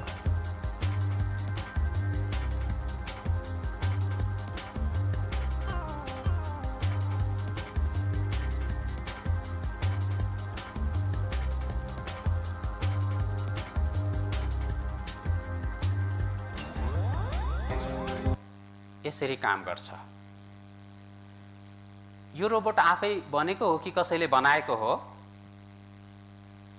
पक्का गरी कसैले बनाएको हो, आफै बन्दैन। त्यसको काम गर्ने तरिका यति असजिलो छ। एउटा यो समात्यो भने यसरी समात्ने हो, कता समात्ने हो। तपाईँ हामीले यो हाम्रो हातहरूलाई हेर्नु भएको छ, हाम्रो हातले के गर्दैन? हाम्रो मानिसको हातले गर्न नसक्ने कुरा के छ? त्यसो भए यति विशिष्ट प्रकारको मानवलाई परमेश्वरले सृष्टि गर्नुभयो। म आफै बन्यो होला, मानिस साँच्चै आफै सृष्टि भयो होला। कति बुद्धिमानी परमेश्वरले तपाईँ हामीलाई सृष्टि गर्नुभएको, बनाउनु भएको। आफैलाई हेरौँ र मलाई बनाउनु हुने सृष्टिकर्ता कति महान हुन्छ भनेर तपाईँ हामीले बुझ्नुपर्छ। परमेश्वर हाम्रो सृष्टिकर्ता हुनुहुन्छ र परमेश्वरले हामीलाई बनाउनु भयो। हामीलाई सृष्टि गर्ने चाहिँ परमेश्वर हुनुहुन्छ। परमेश्वर सृष्टिकर्ता र हामी चाहिँ उहाँको सृष्टि हौँ। त्यसो भए मानव इतिहास सुरु भएको ठाउँ कहाँ हो त? हामी हेर्नेछौँ। सबभन्दा पहिले बनाइएको मानिस को होला, त्यो कहाँ थियो होला, के भयो होला, त्यसपछि के भयो, सबै कुरा परमेश्वरले बाइबलमा लेखिदिनु भएको छ। आज हामी मानव इतिहास सुरु भएको ठाउँ र मानव इतिहासको सुरु र त्यसको ठाउँलाई हेर्नेछौँ। मानव इतिहास सुरु भएको ठाउँ चाहिँ अदनको बगैँचा भनेर बाइबलमा बताउनु भएको छ। साँच्चै यो अदनको बगैँचा कहाँ थियो होला? कसैले स्वर्गमा भन्नुहुन्छ, कतिले चाहिँ कल्पनाको कुरा हो भनेर भन्नुहुन्छ। तर पक्का गरी भन्नुपर्दाखेरि बाइबल चाहिँ कल्पनाको कुरा लेखेको छैन। तपाईहरूले ध्यान दिएर सुन्नु होला, अध्ययन गर्नु होला। बाइबलमा चाहिँ यथार्थ घटनाहरू लेखिएको छ। परमेश्वरले काल्पनिक कुरा राख्नु भएको छैन। उत्पत्ति 2:8 हेर्यो भनेदेखि के भन्नुहुन्छ? परमेश्वरले मानिसलाई सृष्टि गरेपछि उसलाई बस्नको लागि एउटा बगैँचा तयार गर्नुभयो। परमेश्वरले पूर्वतिर अदनमा एउटा बगैँचा लगाउनु भयो र उहाँले बनाउनु भएको मानिसलाई त्यहीँ राख्नुभयो। मानिसलाई सृष्टि गरेर यसरी यो अदनको बगैँचा बनाएर त्यहाँ राख्नु भएको थियो र त्यहाँ राखेको बेलामा परमेश्वरले मानिसलाई यस्तो आज्ञा दिनुभएको थियो। के भन्नुभयो? अनि उहाँले मानिसलाई यो आज्ञा दिनुभयो, बगैँचाका सबै रुखका फल तैँले सङ्कोच नमानी खाए हुन्छ, तर असल र खराबको ज्ञान दिने रुखको फल चाहिँ नखानु, किनभने जुन दिन तैँले त्यो खान्छस् त निश्चय नै मर्नेछस्। यसरी भन्नुभयो। सबै खानु, तर असल र खराबको ज्ञान दिने रुखको फल नखानु। के भयो होला? साँच्चै परमेश्वरले सृष्टि गर्नुभएको मानिसले परमेश्वरले दिनुभएको यो एउटा आज्ञालाई पालन गर्यो होला, गरेन होला? बाइबलमा यसरी लेख्नु भएको छ उत्पत्ति 3:6। जब स्त्रीले त्यस रुखको फल खानलाई असल र हेर्नमा रहर लाग्दो र बुद्धि पाउनलाई त्यस रुखको चाह गर्नुपर्ने रहेछ भनी देखिन्, तब तिनले त्यस रुखको फल टिपेर खाइन् र र आफ्ना पतिलाई पनि दिइन् र उनले पनि खाए। त जुन कुरा परमेश्वरले नगर्नु नखानु भन्नुभएको थियो त्यो यो मानिसहरूले खाए। त्यसपछि के भएको छ, परमेश्वरले यिनीहरूलाई त्यो बस्नको लागि दिएको ठाउँ अदनको बगैँचाबाट बाहिर निकालिदिनु भएको कुरा उत्पत्ति 3 को 23 र 24 मा हामी पाउँदछौँ। परमप्रभु परमेश्वरले उनलाई, आदमलाई, हब्बालाई, त्यो श्रीमान श्रीमती दुईजना मानिसलाई अदनको बगैँचाबाट बाहिर निकालिदिनु भयो। तिनीहरू बाहिरिए। साँच्चै यस्तो कुरा बाइबलमा लेख्नु भएको छ। साँच्चै बाइबल सत्य छ होला? सुन्दै जाँदा अहिलेसम्म त सत्य छ, यो विचार आउँछ। हामी अझै सुनौँ, बुझौँ, साँच्चै बाइबल सत्य छ। त्यसो भए त बुझ्नको लागि आदम र हब्बा अदनको बगैँचामा थिए, त सबै कुरा राम्रो थियो, आनन्दसँग समय बितिरहेको थियो। त एक दिन हब्बालाई सर्पले भन्यो, सर्प जो चाहिँ दियाबलस, हाम्रो परमेश्वरको, हाम्रो सबैको शत्रु, उसले चाहिँ छल गर्यो कि परमेश्वरले तिमीहरूलाई कुनै फल नखानु भनी भन्नुभएको छ? होइन, हामी सबै खान सक्छौँ, तर एउटा फलको विषयमा चाहिँ भन्नुभएको छ, त्यो नछुनु र नखानु। अनि के गरिन् त? सर्पले भने त्यो खाएर तिमीहरू मर्दैनौ, झन् ज्ञान बुद्धि आउँछ, राम्रो हुन्छ। अनि हब्बाले त्यो फल टिपेर खाइन्, आफ्नो पति आदमलाई पनि दिइन्, उनले पनि खाए। र त्यसपछि उनीहरूले थाहा पाए, ओहो हामी त नाङ्गै छौँ भनेर। त्यस बेलासम्म मानिसले लुगा लगाउनु पर्ने थिएन, मौसम पनि चिसो पनि छैन, तातो पनि छैन, नाङ्गै बस्ने हो। त त्यसपछि उनीहरूको आँखा खुले। आँखा खुले भनेको पहिले चाहिँ अन्धा थिए यस्तो कुरा त होइन, गलत कुरामा, नराम्रो कुरा। पहिलो आँखा खुलेर ओहो लाज लागेको हो, ओ म नाङ्गै रहेछु भनेर। कस्तो हुन्छ होला? लुगा फेर्दैछ अनि माथिको लुगा लगायो, म ठिक भएँ भनेर अब तल सुरुवाल लगाउन बिर्सेर अब यति हाफपेन्ट ठुलो कट्टु लगाएर यति सभा हलतिर आयो भने कहिले कहिले त्यस्तो कोही कोही झुकिनुहुन्छ है। त त्यस्तो बेला ओहो म त यस्तो छु भने जस्तै पहिलोपल्ट यो नगर्नु भनेको काम गरेपछि आदम र हब्बाले त यसरी थाहा पाउनु भयो र त्यो लाज ढाक्नको लागि पातको लुगाहरू घाँसेर यसरी ढाक्न खोज्नुभयो। अनि परमेश्वरको उपस्थितिबाट लुक्नलाई झाडीमा यसरी पस्नुभयो। परमेश्वर आउनुभयो, तिनीहरूलाई खोज्नुभयो, बोलाउनु भयो र तिनीहरू चाहिँ यसरी लुकेर बसेका थिए पातको लुगा लगाएर। र परमेश्वरले तिनीहरूलाई एउटा पशु मारेर छालाको लुगा लगाइदिनु भयो। यो विशेष कुरा हो, हामी यसको विषयमा आउने समयमा हेर्नेछौँ। परमप्रभु परमेश्वरले आदम र तिनकी पत्नीका निम्ति छालाका लुगा बनाई तिनीहरूलाई लगाइदिनु भयो। उत्पत्ति 3 को 21। र त्यसपछि बगैँचाबाट निकालिदिनु भयो। त बगैँचाबाट मानिसलाई निकालिदिएको घटना छ। यो एकछिन यो छोटो भिडियोलाई हेऱ्यो भने त यसरी परमेश्वरले सृष्टि गर्नुभएको पहिलो मानिस आदम र हब्बा अदनको बगैँचामा यसरी बसेका थिए। उनीहरू नाङ्गै थिए, लजाउँदैन थिए। र एक दिन के भयो त सर्पले त्यो नखानु भनेको फल खाँदा हुन्छ भनेर यसरी भनेपछि अनि उनीहरूले हब्बाले खाइन्, आदमलाई पनि दिइन् र उनले पनि खाए। And she gave it to Adam to eat. And their eyes were open. And they knew they were naked and they were ashamed. And they tried to hide from God. But how could they hide from him? He found them out. He gave them clothes to wear. He heard what the serpent had done. God cursed the serpent, saying, on your belly you shall go and dust you shall eat. त्यसपछि परमेश्वरले आदम र हब्बालाई त्यो अदनको बगैँचाबाट बाहिर पठाइदिनु भयो, बाहिर निकालिदिनु भयो। त यसरी बाइबलमा लेखिएको छ। साँच्चै यस्तो भएको थियो होला? हामी कसरी थाहा पाउन सक्छौँ अदनको बगैँचाको विषयमा? के यो वास्तविक थियो? त्यसो भए थियो भने यो कहाँ थियो होला? त्यसपछि यसलाई के भयो? अहिले हामी यसको प्रमाण पाउन सक्छौँ। कस्तो छ? एक एक गरेर हामी हेरौँ। अदनको बगैँचाको विषयमा उत्पत्ति 2 को 10 देखि 14 मा यसरी बताउनु भएको छ। बगैँचा भिजाउनलाई अदनबाट एउटा नदी निस्केको थियो र त्यहाँबाट छुट्टिएर त्यो 4 शाखा भएको थियो। पहिलो नदीको नाउँ पिसोन हो। यो त्यही नदी हो जुन हबिलाको समस्त मुलुकमा बहन्छ, जहाँ सुन पाइन्छ। त्यस देशको सुन असल हुन्छ, त्यहाँ खोटो र आनिक्सहरू छन्। दोस्रो नदीको नाउँ गिहोन हो। कुसको समस्त देशमा बहने नदी यही हो। तेस्रो नदीको नाउँ टाइग्रिस हो। यो त्यही नदी हो जो असुरको पूर्वतिर बहन्छ। र चौथो नदी युफ्रेटिस हो।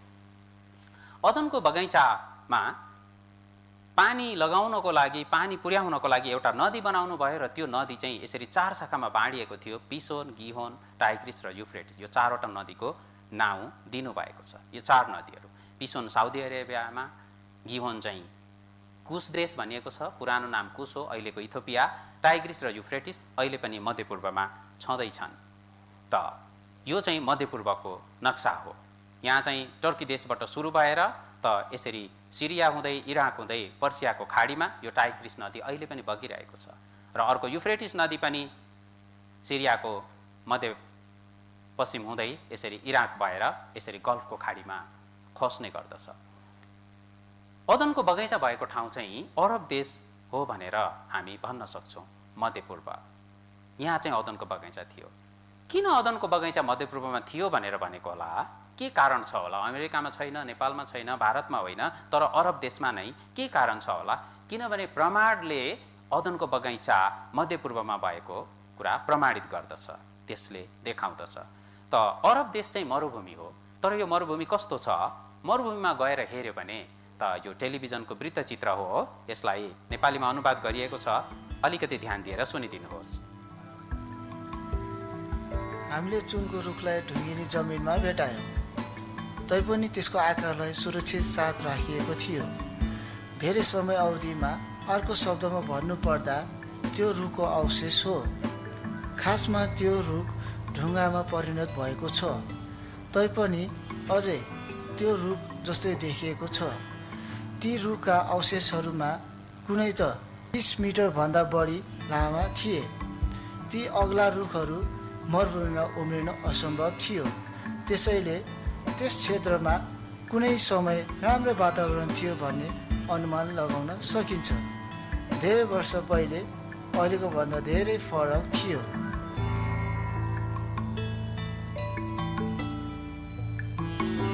अहिले हामीले जनावरको अवशेषको भाग पनि भेटायौँ। अचम्म प्रकारले हामीले जे भेटायौँ त्यो डाइनोसरको खुट्टाको जोड्नी थियो। यसको अर्थ त्यस क्षेत्र मुनि विशाल रुखहरू तथा डाइनोसरको अवशेषको तहहरू थियो। धेरै वर्ष पहिले त्यस क्षेत्रमा जीवजन्तुहरू बसोबास गर्दथे भन्ने तथ्य त्यहाँ पाइएका अवशेषहरूले दिन्छन्। यसको अर्थ त्यहाँ प्रशस्त वर्षा र पानी हुन्थ्यो। हजुर, त मध्यपूर्व अरब देश सबै बालुवा भएको ठाउँ हो। तर अचम्मको कुरा, त्यो बालुवा भएको मरुभूमिमा गयो भने ठुला ठुला रुखका अवशेषहरू भेटिन्छ अनि जनावरका अवशेषहरू पाइन्छन्। रुखको अवशेष हुनलाई चाहिँ रुख हुनै पर्छ अनि जनावरको अवशेष हुनलाई चाहिँ जनावर हुनुपर्छ। त पहिले त्यस ठाउँमा चाहिँ यसरी रुख, बोट बिरुवा र जनावरहरू थिए। टाइग्रिस नदी हामी अहिले त्यहाँ मध्यपूर्वमा पाउँदछौँ। युफ्रेटिस नदी पनि त्यहाँ हामी पाउँदछौँ। पिसोन र गिहोन दुईटा नदी चाहिँ माटो मुनि पुरिएर रहेको अवस्थामा छ। बाइबलमा हेऱ्यो भनेदेखि के भन्नुभएको छ, यो खानीको विषयमा पनि बताउनु भएको छ। यहाँ अघि तपाईँहरूले विचार गर्नुभयो कि यहाँ के भन्नुहुन्छ, यो त्यही नदी हो जुन हबिलाको समस्त मुलुकमा बहन्छ, जहाँ सुन पाइन्छ, त्यस देशको सुन असल हुन्छ भन्नुभयो है। यो चाहिँ सुनको कुरा गर्नुभएको छ। सुन खानीको विषयमा साँच्चै बाइबलमा बताइएको कुराहरू सत्य छ। यो चाहिँ अदनको बगैँचा। यसलाई यो खोज अनुसन्धान गरेर यसरी पत्ता लगाउनु भएको छ र त्यहाँ भनिएको it gives us surprisingly precise information. So, if we plot that data on a modern map, we should be able to locate the place where human history began. New scientific discoveries make this possible for the first time ever. The अहिलेको Bible lays वैज्ञानिक out खोज 4 अनुसन्धानले rivers that flow through यो कुरालाई Egypt. प्रमाणित 2 गरेको are छ। well known, the Tigris and the Euphrates. Both flow through modern-day Iraq and empty into the Persian Gulf. The other 2 are the Pishon and the Gihon, but no one really knew where these 2 rivers were on the map until now. Thanks to new research, we have a pretty clear idea. A newly discovered extinct river system in the Saudi Peninsula fits the biblical description of the Pishon and the Gihon. For example, the Bible says the rivers extended into a gold-producing region that we know was here, and a place called Cush. That यहाँ हेर्नुहुन्छ यो चाहिँ त्यहाँ सुन पाइन्छ भन्नुभएको छ। पिसोन र गिहोन नदी माटोमुनि पुरिएर गएको भेटिएको छ भने त यो सुन खानी भएको ठाउँ चाहिँ यो हो। त हामी बाइबलमा बताइएको ऐतिहासिक कुराहरू हरेक कुरालाई खोज्छौँ भने हामी भेट्दछौँ। किन? सत्य भएको कारणले हो। यो चाहिँ अरब देशको मरुभूमि यस्तो छ, तर पहिले चाहिँ यो मरुभूमि थिएन। सन् 1981 मा वैज्ञानिकहरूले एउटा अनुसन्धान गर्नुभयो र एउटा कोलम्बिया नाउँ दिएको अन्तरिक्ष यानमा शक्तिशाली एक्सरे क्यामेराहरू जडान गरेर यो मरुभूमिको उहाँहरूले अनुसन्धान गर्नुभयो। त्यो एक्सरे क्यामेराहरूले चाहिँ यो बालुवाभन्दा भित्रसम्म आफ्नो किरणहरूलाई पठाएर के छ भन्ने कुरा पत्ता लगाउन सक्थे। उहाँहरूले खोज्नुभयो र आफ्नो अध्ययन पुरा भएपछि त्यसमा आधारित प्रतिवेदन उहाँहरूले यसरी बनाउनु भएको छ। In the ocean of sand lies an incredible secret. In 1981, 140 miles above my head, the space shuttle Columbia looked down upon this desert and took a high-tech snapshot. What they saw took them completely by surprise. Instead of a flat and barren expanse of sand, the infrared revealed mountains and river valleys underneath. That picture revealed a hidden world only a few meters beneath my feet.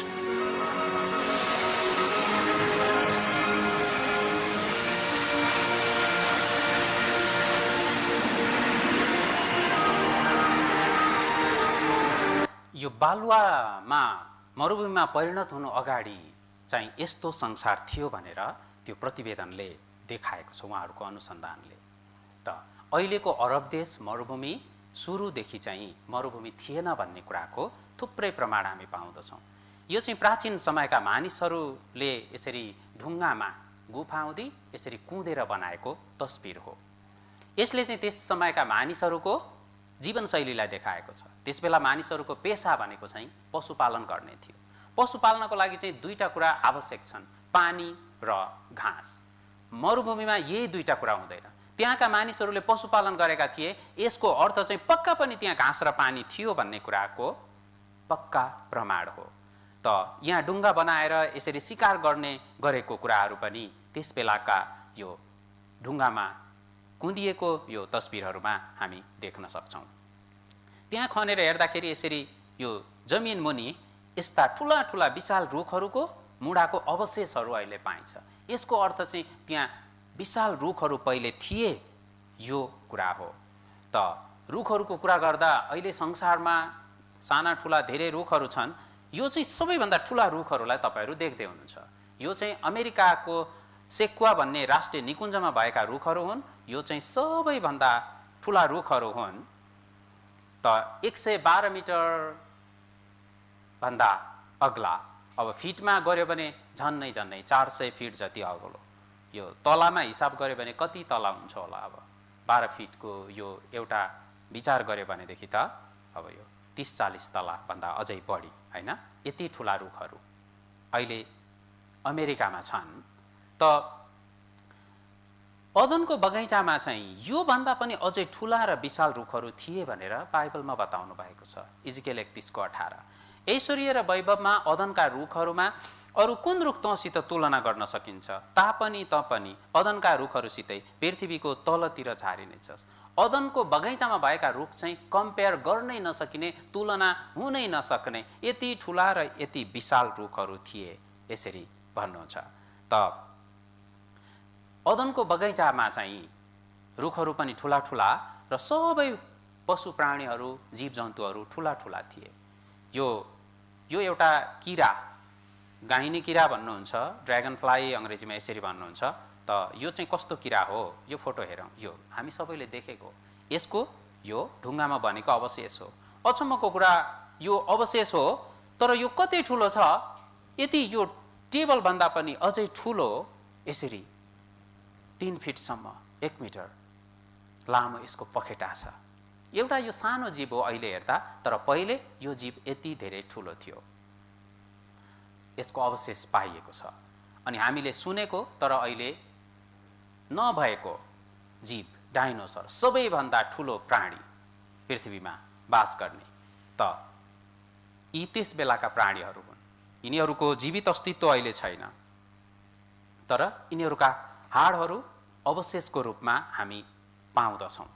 त वैज्ञानिकहरूले खोज अनुसन्धान गरेर के भन्नुहुन्छ, यिनीहरूको अवशेषहरूलाई हेर्दाखेरि यो 20 देखि 30 मिटर अग्लो थियो भनेर भन्नुहुन्छ।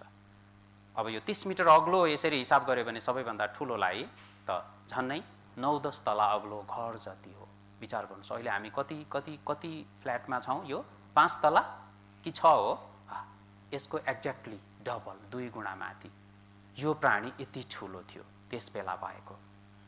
काल्पनिक कुरा होइन, अनुसन्धानद्वारा हाड हड्डीहरूलाई नापेर हेऱ्यो भने यो यति विशाल छ भनेर थाहा भएको कुरा हो। अनि अर्को कुरा यहाँनिर हामी विचार गरौँ। तपाईँ हामीले पढेको चाहिँ के हो? यो चाहिँ मिलियन्स इयर्स एगोको प्राणी हो, धेरै पहिलेको होइन, यसरी भनेको हो। तर यो गलत कुरा हो। यो संसारमा मानव इतिहास सुरु भएको र जीवित प्राणीहरू बनेको यति धेरै लामो समय भएकै छैन। उहाँहरूको कुरा उहाँहरूले गरेको आफ्नै अनुसन्धानसँग मिल्दैन। यहाँ एउटा फिसिङ कम्पनी, एउटा यो जहाजले एउटा ठुलो मृत जीवलाई माछा मार्ने क्रममा समुद्रमा भेटाएको छ, सागरमा। र के भन्नुहुन्छ अलिकति हेरौँ। This startling discovery indicates that some marine reptiles may have escaped the Genesis flood. In 1977, the nets of a Japanese fishing ship caught the decaying body of what was believed to be a long extinct amphibious 1977 मा dinosaur. जापानको एउटा माछा मार्ने जहाजले एउटा ठुलो मृत जीवलाई भेट्यो।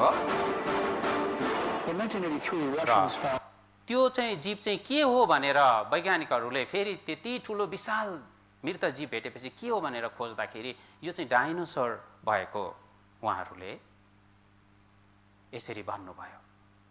त्यसो भयो भने त यति अरबौं वर्ष अगाडिको जीव हो भने त सिनो कुहिएको अवस्थामा भेटिँदैन, त्यो सबै पानीमा त सबै गलेर सिद्धिनु पर्ने थियो। त्यसकारण यो बाइबलले बताएको कुरा हामी हर दृष्टिकोणबाट सही पाउँदछौँ।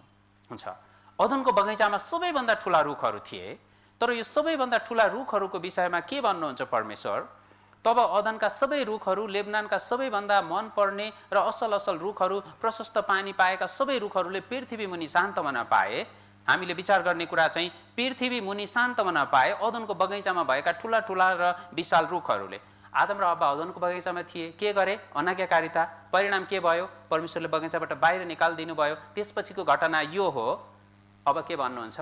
आदम र हव्वालाई बगैँचाबाट बाहिर निकालेपछि अब अदनको बगैँचालाई पनि पृथ्वी मुनि सान्तवना पाए भन्नुहुन्छ। त्यहाँ बगैँचामा भएका रुख बोट बिरुवाहरू, अदनको बगैँचा पुरिएको कुरा बाइबलले बताएको छ। अरब देशमा अहिले मरुभूमि छ, तर पहिले यो थियो र यसको कारण र यसको परिणाम पनि उहाँ यहाँ बताउनुहुन्छ। हेरौँ, अदनको बगैँचामा आदम र हव्वा थिए, अनाज्ञाकारिता गरे, पछि परमेश्वरले तिनीहरूलाई छालाको वस्त्र लगाएर बगैँचाबाट बाहिर निकालिदिनु भयो। अब उनीहरूलाई बगैँचाबाट बाहिर निकालेपछि अब यो बगैँचालाई चाहिँ के भन्नुहुन्छ? पृथ्वी मुनि, माटो मुनि सान्तवना पाए। यसरी तल गए र यो बगैँचा तल जाँदा 2टा नदी, पहिलो र दोस्रो, पिसोन र गिहोन नदी पनि तल गए। अरू जनावर, बोट बिरुवाहरू, ठुला ठुला रुखहरू, पानी, अनि यसै यो नै पछि परिवर्तन गएर अहिले चाहिँ परिवर्तन भएर अहिले के भएको छ? कच्चा तेल, पेट्रोलियम पदार्थ आउने गर्दछ। यो चाहिँ अरब देश होइन, यो दुबईलाई यसरी देख्नुहुन्छ। यो यति सुन्दर ठाउँ, त्यहाँ चाहिँ यसरी यो मरुभूमि हो। यति राम्रो राम्रो घर भवनहरू र त्यहाँको मानिसहरूको जीवनस्तर निकै माथि छ, उच्च छ। अरब देशमा के छ होला? बालुवा मात्रै हो। साउदी अरब यति धनी भए पनि अब पानी किनेर जनतालाई खुवाउन धेरै गाह्रो भएको छ अरे, जबकि उसले तेल बेच्न सक्छ तर पानीको यति समस्या भएको छ। उसँग तेल छ, अरब देशहरूसँग तेल छ। तेल कहाँबाट आउँछ? कसैले पढ्नु भएको होला, कसैले चाहिँ यतिकै अब कहाँबाट आउँछ विचार नगरेको होला। हामी एकछिन विचार गरौँ, तेल कसरी बन्छ? वैज्ञानिकहरू के भन्नुहुन्छ? यो तेल बन्नको लागि चाहिँ बोट बिरुवा र यो जनावरहरूको शरीर अनि पानी तलबाट एकदमै तातो र माथिबाट एकदमै उच्च प्रेसर दबाव हुन्छ भने त्यहाँ एक किसिमको प्रतिक्रिया हुन सुरु गर्छ। एउटा ब्याक्टेरिया उत्पन्न हुन्छ जसले सबै कुरालाई खाइदिन्छ, सबै कुरा खाइदिन्छ, जेसुकै सबै झोल बनाइदिन्छ। अनि त्यो प्रतिक्रिया हुने क्रममा केही ग्यासहरू पनि बन्छ। त्यो ग्यास चाहिँ अहिले हामीले खाना पकाउनलाई प्रयोग गर्ने एलपी ग्यास भनौँ, र झोल चाहिँ काँचो तेल हो, कच्चा तेल, पेट्रोलियम पदार्थ। त्यसैलाई प्रशोधन गरेर यो डिजेल, पेट्रोल, मट्टी तेल अहिले हामीले दैनिक जीवनमा प्रयोग गर्ने कुराहरू बनेको हो। त यसरी बन्दछ। तलबाट एकदमै तातो, थाहा पायौँ पृथ्वीभित्र तातो आगो छ, त्यसको तातो माथिबाट जमिनले थिचेको प्रेसर अनि दुईटा नदी सँगै गएको र यी सबै परिवर्तन भएर अहिले त्यहाँबाट तेल निस्किन्छ। अरब देशको आय स्रोत भनेको चाहिँ यो तेल हो। त यहाँ देख्नुहुन्छ यो मरुभूमि हो तर यहाँबाट तेल निस्किन्छ र यो तेल प्रशोधन गर्ने केन्द्र साउदी अरामको संसारकै सबैभन्दा ठुलो यो ओइल उत्पादन गर्ने कम्पनी। यहाँ हेर्नुहुन्छ टाइग्रिस नदी यहाँ छ, युफ्रेटिस नदी यहाँ छ। यो रातो थोप्लाहरू चाहिँ ग्यासका खानीहरू हुन् र हरियो धब्बा थोप्लाहरू यहाँ जति देख्नुहुन्छ यो चाहिँ पेट्रोल खानी, तेल खानीहरू हुन्। मरुभूमिबाट तेल आउँदैन, बालुवाबाट तेल आउँदैन, पानी प्रशोधन गरेर तेल बन्दैन। त्यो जमिन मुनि हुनुपर्छ अनि त्यो बन्नको लागि चाहिँ ठुला रुखहरू, जनावर, पानी र माथिबाट ठुलो दबाव, यी सबै कुरा मिलेको हुनुपर्छ। र अरब देशबाट अहिले यति धेरै तेल निस्किन्छ, यो चाहिँ साँच्चै नै अदनको बगैँचा अरब देशमा, मध्यपूर्वमा थियो भन्ने कुराको प्रमाण हो। त 4 नदीमध्ये 2टा नदी कहाँ छ? टाइग्रिस र युफ्रेटिस नदी अरब देशमा छ, त्यहीँबाट तेल आउँछ। त्यसै कारण नै अदनको बगैँचा अरब देशमा, मध्यपूर्वमा थियो भनेर हामीले भन्न सक्छौँ। त बाइबलमा बताएको कुरालाई तपाईँ हामीले हेर्छौँ भने साँचो पाउँदछौँ, सत्य पाउँदछौँ। किन बाइबलमा लेखेको कुरा चाहिँ साँचो छ? किनभने भएको कुरा लेखेको कारणले हो। कल्पना गरेर लेखेको हो भने गएर खोज्दा कहाँ भेटिन्छ र? तपाईँहरूले यहाँबाट कसैले यहाँ कल गर्नुभयो अनि लेटमिन हस्पिटल भनेर यसरी कुरा गर्नुभयो भने तपाईँहरूले यहाँ भएको कारण बानेश्वर चोकमा आएर यसरी यो एभरेस्ट होटलसँगै यसरी हामी छौँ भने पनि पक्का भेटिन्छ कि भेटिँदैन? भेटिन्छ। अब नभएको कुरा भन्ने हो भनेदेखि त जति खोजे पनि भेटिँदैन। त बाइबलमा चाहिँ नभएको कुरा, कल्पनाको कुरा छैन। अझै परमेश्वर जान्नुहुन्छ, खोइ यति सुनेर पनि के पत्याउने हो? यो बाइबल साँच्चै परमेश्वरको वचन हो कि होइन? खोइ के हो? हाम्रो मन जान्नुहुन्छ। त्यसै कारण उहाँले यसरी सोध्नु भयो। सँगै पढौँ न, व्यवस्था 18 को 21। तिमीहरू आफैलाई सोधौला,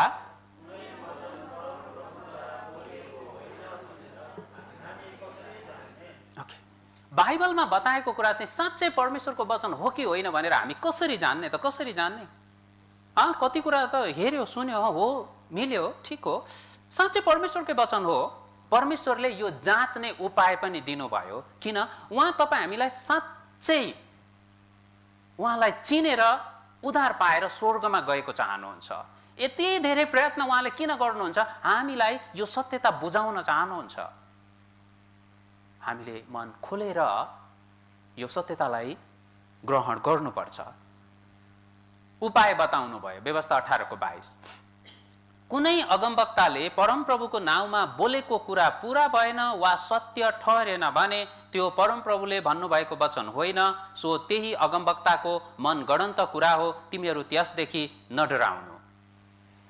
बाइबलमा बताएको कुनै पनि कुरा यदि सत्य हुँदैन भने, एउटा पनि यहाँ लेखिएको कुरा पूरा हुँदैन भने त्यो चाहिँ म परमेश्वरले भनेको वचन होइन, तिमीहरू त्यसदेखि नडराउनु, यही बाइबलको कुरा हो, यहाँ लेखेको कुरा सत्य हुँदैन भने तपाईँ हामीले डराउनु पर्दैन, यसलाई अध्ययन गर्नु पर्दैन।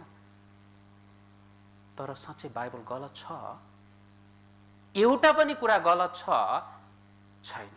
परमेश्वरको वचन चाहिँ सिद्ध छ भनेर भनिएको छ। अनि यो बाइबलमा जति कुरा लेखियो सुरुदेखि अन्तिमसम्म पुरा भयो र यसमा एउटा अक्षर बिन्दु पोइन्ट पनि नथप्नु र नघटाउनु, यसरी भन्नुभएको छ।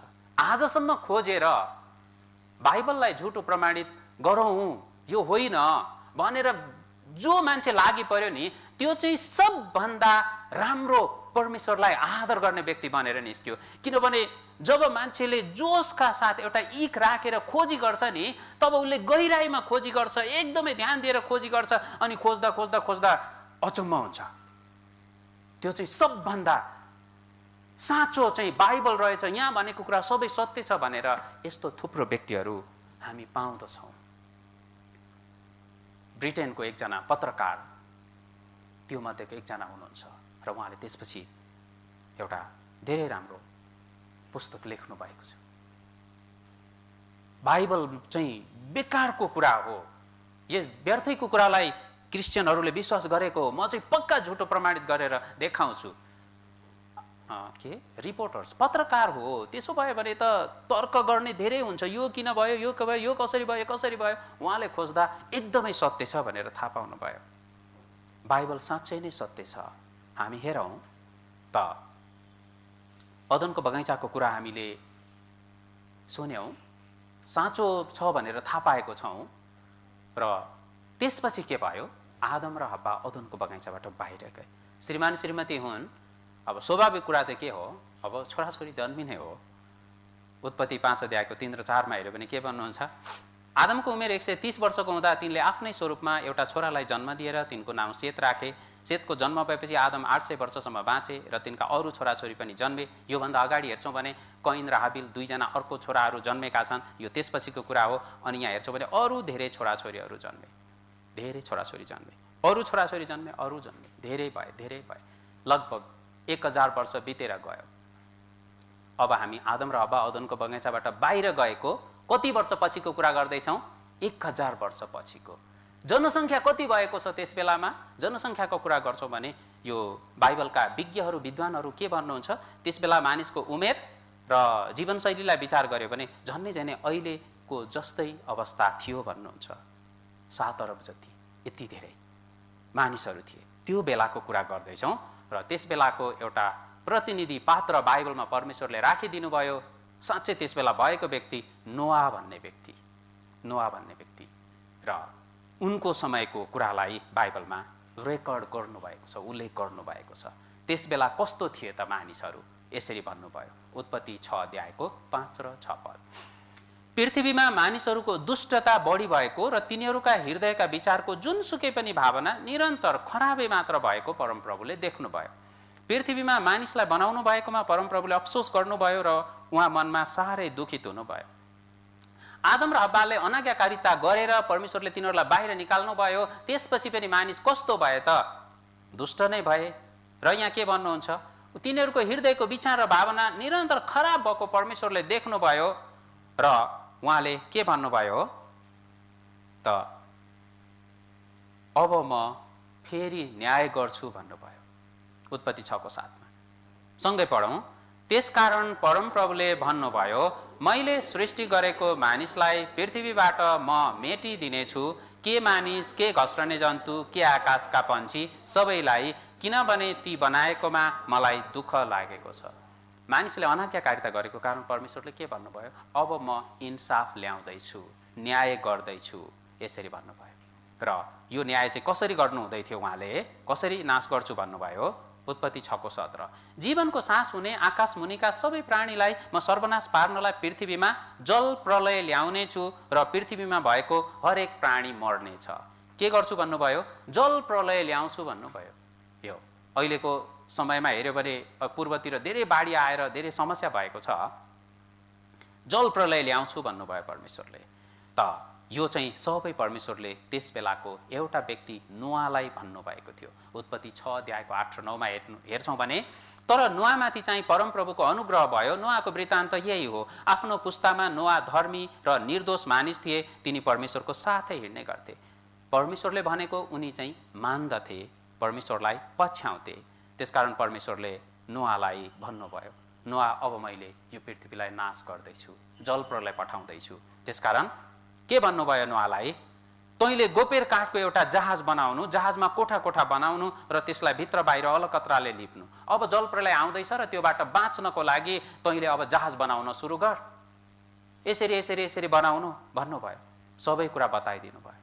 तैँले त्यो यसरी बनाउनु, जहाजको लम्बाइ 140 मिटर, चौडाइ 23 मिटर, उचाइ 14 मिटरको होस्, जहाजमा उज्यालो आओस् भनेर त्यो मास्तिर माथिबाट एक हात छोडेर टुङ्ग्याउनु, जहाजको ढोका त्यसको एकापट्टि राख्नु, पहिलो दोस्रो र तेस्रो तला भएको बनाउनु। पुरै एउटा इन्जिनियरले हामीलाई घर बनाउनको लागि दिएको जानकारी जस्तै स्पष्ट गरी भन्नुभयो र पानीभित्र नछिरोस् भन्नलाई अलकत्र लगाउनु भनेर यतिसम्म दिनुभयो जानकारी। र त्यसै गरी अब भनेअनुसार नोआले जहाज बनाउन सुरु गरे। बनाउँदै गए। अरू मानिसहरूलाई पनि भने, तर मानिसहरूले भन्छन् जहाज किन बनाउने हो, पानी कहाँ छ र? नोआले भन्छन् परमेश्वरले भन्नुभयो पानी आउँछ। मानिसहरूले पत्याएनन्। नोआले जहाज बनाइरहे 50 वर्ष बित्यो, पानी आउँदैन, मानिसहरू आउँछन्, कति जहाज चाहिँ बनिसक्यो। यो के गरेको? जहाज बनाउँदैछु। किन? पानी आउँछ। आजसम्म त आएन, 50 वर्ष भयो। मानिसहरू सधैँ ठट्टा गरिरहे। 60 वर्ष बित्यो, 70 वर्ष बित्यो, 90 वर्ष बित्यो, पानी आउँदैन। नोआ जहाज बनाइरहेका छन्, मानिसहरू आउँछन्, सोध्छन्, ठट्टा गर्छन् अनि जान्छन्। 100 वर्ष भयो, नोआले पुरा गरे। 100 वर्षमा जहाज पुरा भयो। उत्पत्ति 6:22। परमेश्वरले नोआलाई आज्ञा गर्नु भए बमोजिम तिनले सबै गरे, जस्तो जहाज भन्नुभएको थियो त्यो उनले बनाए र पुरा भयो। त्यसपछि यस्तो जहाज बनेको हो त यसको लम्बाइ चौडाइ विचार गर्नुभन्दा सजिलो गरी यसलाई जोड्यो भने के भन्नुहुन्छ? एउटा फुटबल स्टेडियम, रङ्गशाला जत्रै यसको क्षेत्रफल हुन्छ। यो यहाँ दिएको नाप अनुसार हेऱ्यो भने यो 3 तलाको हो। यति ठुलो जहाज नोआले 100 वर्ष लगाएर बनाएका थिए। जहाज बनाइसकेपछि नोआलाई परमेश्वरले 1 हप्ता अगाडि पूर्व सूचना दिनुभयो। के दिनुभयो? उत्पत्ति 7:4 अबको 7 दिनमा म पृथ्वीमा 40 दिन र 40 रात पानी बर्साउने छु। जति प्राणीलाई मैले बनाएको छु ती सबैलाई पृथ्वीबाट नाश गर्नेछु। परमेश्वरले 1 हप्ता अगाडि आएर नोआलाई भन्नुभयो। के भन्नुभयो? नोआ अब अर्को हप्ता पानी आउँदैछ, 40 दिन र 40 रात। नोआ फेरि हतार गए, मानिसहरूलाई भन्दैछन् तपाईँहरूले पत्याउनु भएन, आज मलाई परमेश्वरले भन्नुभयो अर्को हप्ता पानी आउँदैछ, आउनुहोस्, जहाजमा धेरै खाली ठाउँ छ, हामीहरू जाउँ, नत्र त मर्नेछौँ। 1 दिन बित्यो, मानिसहरू छैन। 2 दिन बित्यो, आउँदैन। 3 दिन बित्यो, 4 दिन बित्यो, 5 दिन बित्यो, 6 दिन बित्यो, 7 दिन पुरा भयो, आएन मानिसहरू। परमेश्वरले ढोका बन्द गरिदिनु भयो। नोआ र नोआको परिवार अनि भालेपोथी गरेर सबै पशु प्राणीको एक जोडी लिएर जानु भन्नुभएको थियो। तिनीहरू गए, तर बाँकी मानिसहरू आएन। 7 दिन बितिसक्दा पनि कोही नआएपछि परमेश्वरले ढोका बन्द गरिदिनु भयो। जसै जहाजको ढोका बन्द भयो, पानी पर्न सुरु भयो। 100 वर्षसम्म सुनेर र आँखा अगाडि जहाज बनाएको देखेर पनि विश्वास नगरेका मानिसहरू पानी परेको देखेपछि छक्क परे अनि सबैजना जहाजतिर दौड्न थाले। ढोका खोल्नुहोस्, ढोका खोल्नुहोस्, ढोका खोल्नुहोस्। परमेश्वरले ढोका बन्द गरिसक्नु भएको थियो। पानीले जहाजलाई माथि माथि उचालेर लग्यो र जहाजभन्दा बाहिर रहेका मानिसहरू सबै मरे, नाश भए। पानी कति परेको हो? उत्पत्ति 7:19 र 20 भन्नुभएको छ। पानी पृथ्वीमा जोडसँग परिरह्यो र आकाशमुनिका जम्मै अग्ला अग्ला पर्वतहरू ढाकिए। पानी बढेर आयो र पर्वतहरूलाई 7 मिटरसम्म डुबाइदियो। सबैभन्दा अग्लो पर्वत पनि 7 मिटर पानीले डुबेको हो। सबैभन्दा अग्लो पर्वत, सबभन्दा अग्लो ठाउँ 7 मिटर पानीले डुब्यो भने बाँकी के रह्यो होला त? बाँकी रहेको कुनै कुरा छैन, सबै डुबेको हो, सबै डुब्यो। परिणाम के भयो? पृथ्वीमा चलहल गर्ने सबै जीवित जीवात, के पंक्षी, के पालिने पशु, के वन पशु, के भुइँमा घस्रने प्राणीहरू तथा सबै मानिसहरू मरे। ओबानो भूमिमा भएका सास हुने सबै प्राणी मरे। यसरी बताउनु भएको छ। त्यसपछि बाइबलले त्यसपछिको कुरा पनि बताउनु भएको छ। उत्पत्ति 8:1-3। तर परमेश्वरले नोआ र तिनीसँग जहाजमा भएका सबै वन पशु र पालिने पशुहरूलाई सम्झाउनु भयो अनि उहाँले पृथ्वीमा बतास चलाइदिनु भयो र पानी घट्न लाग्यो। अगाधका मूलहरू र आकाशका द्वारहरू थुनिए र आकाशबाट पानी बन्द गरियो अनि पानी पृथ्वीमा लगातार घट्दै गयो। 150 दिन बितेपछि पानी घट्यो। 150 दिन महिनामा जोड्यो भने 5 महिना हुन्छ। 5 महिनासम्म पुरै पृथ्वी पानीले डुबेको हो। 5 महिनासम्म जहाज पानीमाथि तैरिएको हो। 5 महिना यो पुरै पृथ्वी पानीले डुब्यो भने के बाँकी रह्यो होला, के जीवित रह्यो होला? मानिस त पक्का रहेन। 5 महिना होइन, 5 दिन पनि लाग्दैन होइन, 5 घन्टा 5 मिनट प्रशस्त छ। 5 महिनासम्म यो पृथ्वी डुबेको थियो पानीले। र त्यसपछि जुन कुरा लेख्नुभयो त्यो चाहिँ तपाईँ हामीलाई छक्क पार्ने छ नि।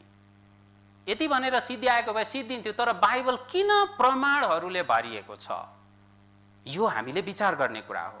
त्यसपछि 7औं महिनाको 17औं दिनमा जहाज आरारतका पहाडहरूमा अडियो भनेर लेख्नुभयो। आरारतको पहाडमा। अनि जहाज चाहिँ पछि समुद्रमा कहाँ डुब्यो बगाएर खोइ कता लगो कता, यस्तो कुरा बाइबलमा लेखेको छैन। खोइ कता गयो कता, त्यस पछाडि हरायो, यस्तो कुरा छैन। यहाँ यसरी यो भयो भन्नुहुन्छ, समय पनि भन्नुहुन्छ, ठाउँको नाम पनि भन्नुहुन्छ। किन? कल्पनाको कुरा हो? होइन, सत्य कुरा हो, साँचो कुरा हो।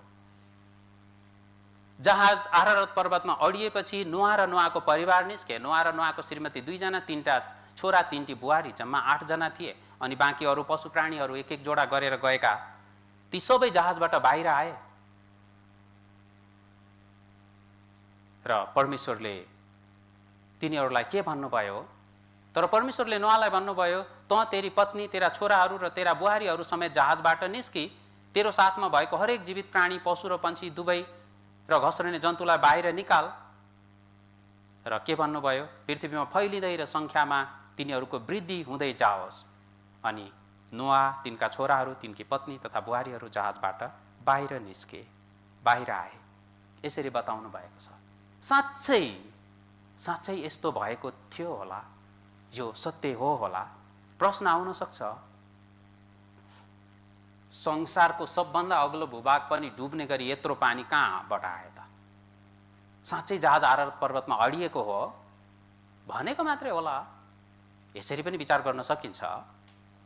त यति धेरै पानी कहाँबाट आयो? पहिला यो कुरालाई हेरौँ। उत्पत्ति 1को 6 पदमा परमेश्वरले यो आकाश, पृथ्वी र सारा कुरा सृष्टि गर्ने बेलामा यसरी भन्नुभयो, अनि परमप्रभु परमेश्वरले पानीका बीचमा एक क्षेत्र होस्। अनि परमेश्वरले भन्नुभयो पानीका बीचमा एक क्षेत्र होस् र त्यसले पानीलाई 2 भाग गरोस्। पानीको बीचमा एउटा क्षेत्र होस् भन्नुभयो। अहिले चाहिँ पानी पृथ्वीमा मात्रै छ। पहिला के भन्नुभएको हो? आकाशमा एउटा बादल जस्तै एउटा आवरण बनाएर यसरी पानी राख्नु भएको थियो। यसले चाहिँ पृथ्वीलाई धेरै राम्रो वातावरण बनाएर राखेको थियो। हानिकारक विकिरणहरू आउँछ भने यहाँबाट परावर्तन भएर फर्केर जाने हो। त्यसकारण पृथ्वीमा मानिसको आयु पनि धेरै लामो थियो। बोट बिरुवाहरू पनि, ठुला ठुला जीवजन्तुहरू पनि सबै। त त्यसपछि के भएको छ? त्यही पानीलाई परमेश्वरले जल प्रलयको समयमा प्रयोग गरे भनेर भन्नुभयो। यहाँ त्यो पानी कहाँबाट आयो? पृथ्वीभन्दा माथि राखेको पानी। नोआका जीवनको 600 वर्षको दोस्रो महिनाको 17औं दिनमा ठुला ठुला अगाधका सब मूलहरू फुटे र आकाशका द्वारहरू खोले। यो आकाश खोलेर, त्यो माथि राखेको पानी खोलेर परमेश्वरले खसाउनु भयो। त्यस बेलाको पृथ्वी एउटै थियो। त्यसकारण यो जमिनको भूभाग सबै, यति मानिसहरू सबै पानीले सबै ढाकेको हो, डुबेको हो। र सबभन्दा अग्लो पर्वत पनि 7 मिटर डुब्यो। नोआको जहाज साँच्चै आरारत पर्वतमा रह्यो होला? हेरौँ यहाँ के भन्नुहुन्छ त। उत्पत्ति 8को 4मा हेऱ्यो भनेदेखि 7औं महिनाको 17औं दिनमा जहाज चाहिँ आरारतको पहाडहरूमा अडियो भन्नुभएको छ। आरारत पहाड कहाँ छ? आरारत पहाड चाहिँ अहिले खोज्दाखेरि टर्की देशको हिमाल हो। टर्की देशको हिमाल। आरारत पर्वत यहाँ छ। नोआको जहाज यहाँ अडियो भनेर लेख्नु भएको छ। तर कसले थाहा पायो? थाहा पाउन सकेन। समय बित्दै गयो र पछि यो ठाउँमा यो फ्रान्सको एकजना फर्नान्ड नभारा भन्ने व्यक्तिले खोजी गर्नुभयो। र यो यहाँ देख्नुहुन्छ, यो हो आरारत पर्वत। यसको चुच्चुरोमा जहाज अडिएको छ भनेर बाइबलमा लेख्नु भयो। त यहाँ एउटा भिडियो छ, यसलाई छोटो गरी हामी हेरौँ। High on a mountaintop in eastern Turkey, hidden beneath an icy glacier, is an important link to our distant past. Reports say it's a 5,000-year-old wooden ship. This program will give us exciting information to shed the light on these questions that have puzzled historians for thousands of years. Could the ancient legends be true? Is this Noah's Ark? We're about to embark on a journey to find the answers to these and many other intriguing questions. In the mid-1950s, Mount Ararat finally gave up its first 20th century physical clue to the Ark's existence and whereabouts. It was to be the beginning of a series of modern-day successes in cracking the secrets of the Ark. A French demolition engineer named Fernand Navarra first became interested in the Ark while serving in the military as a young man. Navarra began the first of a series of expeditions to Mount Ararat in 1952. My Kurdish guides had abandoned me at the lower level of the mountain. यसरी यो नभारा भन्ने व्यक्तिले यो हवाई जहाजमा त्यो आरारत पर्वत नजिकै भएर यसरी माथिबाट जाँदै गर्दा केही अनौठो कुरा देखे र एकदमै उनलाई इच्छा भयो, यति अग्लो पर्वतमा के बनेको होला, कसले बनाएको होला, त्यहाँ के छ होला, यो जान्ने एकदमै इच्छा भयो। बाहिर सबै हिउँले ढाकिएको थियो। अनि उनले एउटा उपयुक्त समय छानेर अनि आफ्नो छोरालाई साथी लिएर यसरी यात्रा गरेर अब जाँदैछन्। And so I tried my best to proceed on my own. I was not, I did see him. Navarra did return in July of दुवैजना बाउ छोरा दुवैजना यसरी 1955, पालै accompanied by कर्काको his young video पनि son, खिचेका छन्। Raphael. उनीहरू त्यहाँ गएको। What we see यसरी उनीहरूले त्यहाँ here माथि is actual पुगेर footage. I know if I had a chance to reach के Navarra भेटेका carefully छन् lowered त himself यसरी deep माथिबाट into a अब जाने crevasse ठाउँ छैन, at सबै the हिउँले पुगेको कारण 13,500 तल फेरि foot झरेर अनि काटेर the wood was easy to see, but was frozen into the सानो ice. काठको टुक्रा पनि hand-hewn wooden. I tried to यसरी carry it लिएर down the mountain आउन across my कोसिस pack. गर्नुभयो। It was धेरै very भारी heavy. भएको कारण ल्याउन सकिएन could र not keep त्यसलाई my सानो back. सानो टुक्रा बनाएर Sample for हामीले testing. यसरी परीक्षण गर्नको लागि लिएर आयौँ भन्नुहुन्छ। र यो तीनवटा टुक्राहरूलाई तीनटा ल्याबहरूमा परीक्षण गरेपछि ती तीनवटै ल्याबहरूबाट छुट्टा छुट्टै ल्याबबाट आएको परिणाम चाहिँ एउटै थियो, जुन बाइबलको घटनासँग पुरै मेल खान्छ। यो चाहिँ 5000 वर्ष अगाडिको काठ हो, गोपेर काठ हो भनेर भन्नुभयो। यो जलप्रलय आएको घटना पनि यो बाइबलमा आएका मानिसहरूको उमेरलाई यसरी गणना गर्दै गयो भने 5000 वर्ष अगाडि भनेर थाहा पाउन सकिन्छ। त त्यसपछि नुहले बनाएको जहाज साँच्चै आरारत पर्वतमा रहेछ भन्ने कुरा थाहा भएपछि धेरै मानिसहरू त्यहाँ जान थाले, हेर्न थाले। र अहिले यहाँ देख्नुहुन्छ यो सेटेलाइटद्वारा खिचिएको तस्बिर हो। कुनै कुनै बेलामा यो हिउँ पग्लिएको बेलामा हामी यस ठाउँमा भएको यो जहाजलाई देख्न सक्छौँ। अक्सर सबै हिउँले ढाकिएको हुन्छ, कुनै बेलामा हामी यो देख्न सक्छौँ। त अहिले नुहको जहाज यो आरारत पर्वतको चुच्चुरोमा हिउँले पुरिएर रहेको अवस्थामा अहिलेसम्म पनि छँदैछ। यो जहाज यहाँ माथि कसरी गयो होला त? कसरी गयो होला? वरिपरि हेऱ्यो भनेदेखि 200 माइल वरपर चाहिँ कुनै रुख बोट बिरुवा नै छैन यो पर्वतको वरपर चाहिँ। त यति टाढादेखि कसैले काठ लगेर बनाएर त्यहाँ राखेको होला कि जहाज नै बनाएर बोकेर त्यहाँ राखिएको होला? कसरी गयो होला? तपाईहरु के विचार गर्नुहुन्छ? यो जहाज यहाँ माथि जाने उपाय भनेको चाहिँ पानी भन्दा अर्को हुनै सक्दैन है। त यहाँ हेर्नुहुन्छ भने पानी प्रशस्त भएको कारण यो जहाज यसरी माथि तैरिएको थियो र पानी बन्द गर्नु भएपछि अनि यो जहाज चाहिँ यसरी आरारत पर्वतमा अडिएको थियो। र अहिले नुहको जहाज यो आरारत पर्वतको चुच्चुरोमा छ। यहाँ जहाज हुनु भनेको चाहिँ एकचोटि हाम्रो पुरै पृथ्वी सबैभन्दा अग्लो ठाउँ पनि 7 मिटर डुबेको थियो भन्ने कुराको पक्का प्रमाण हो।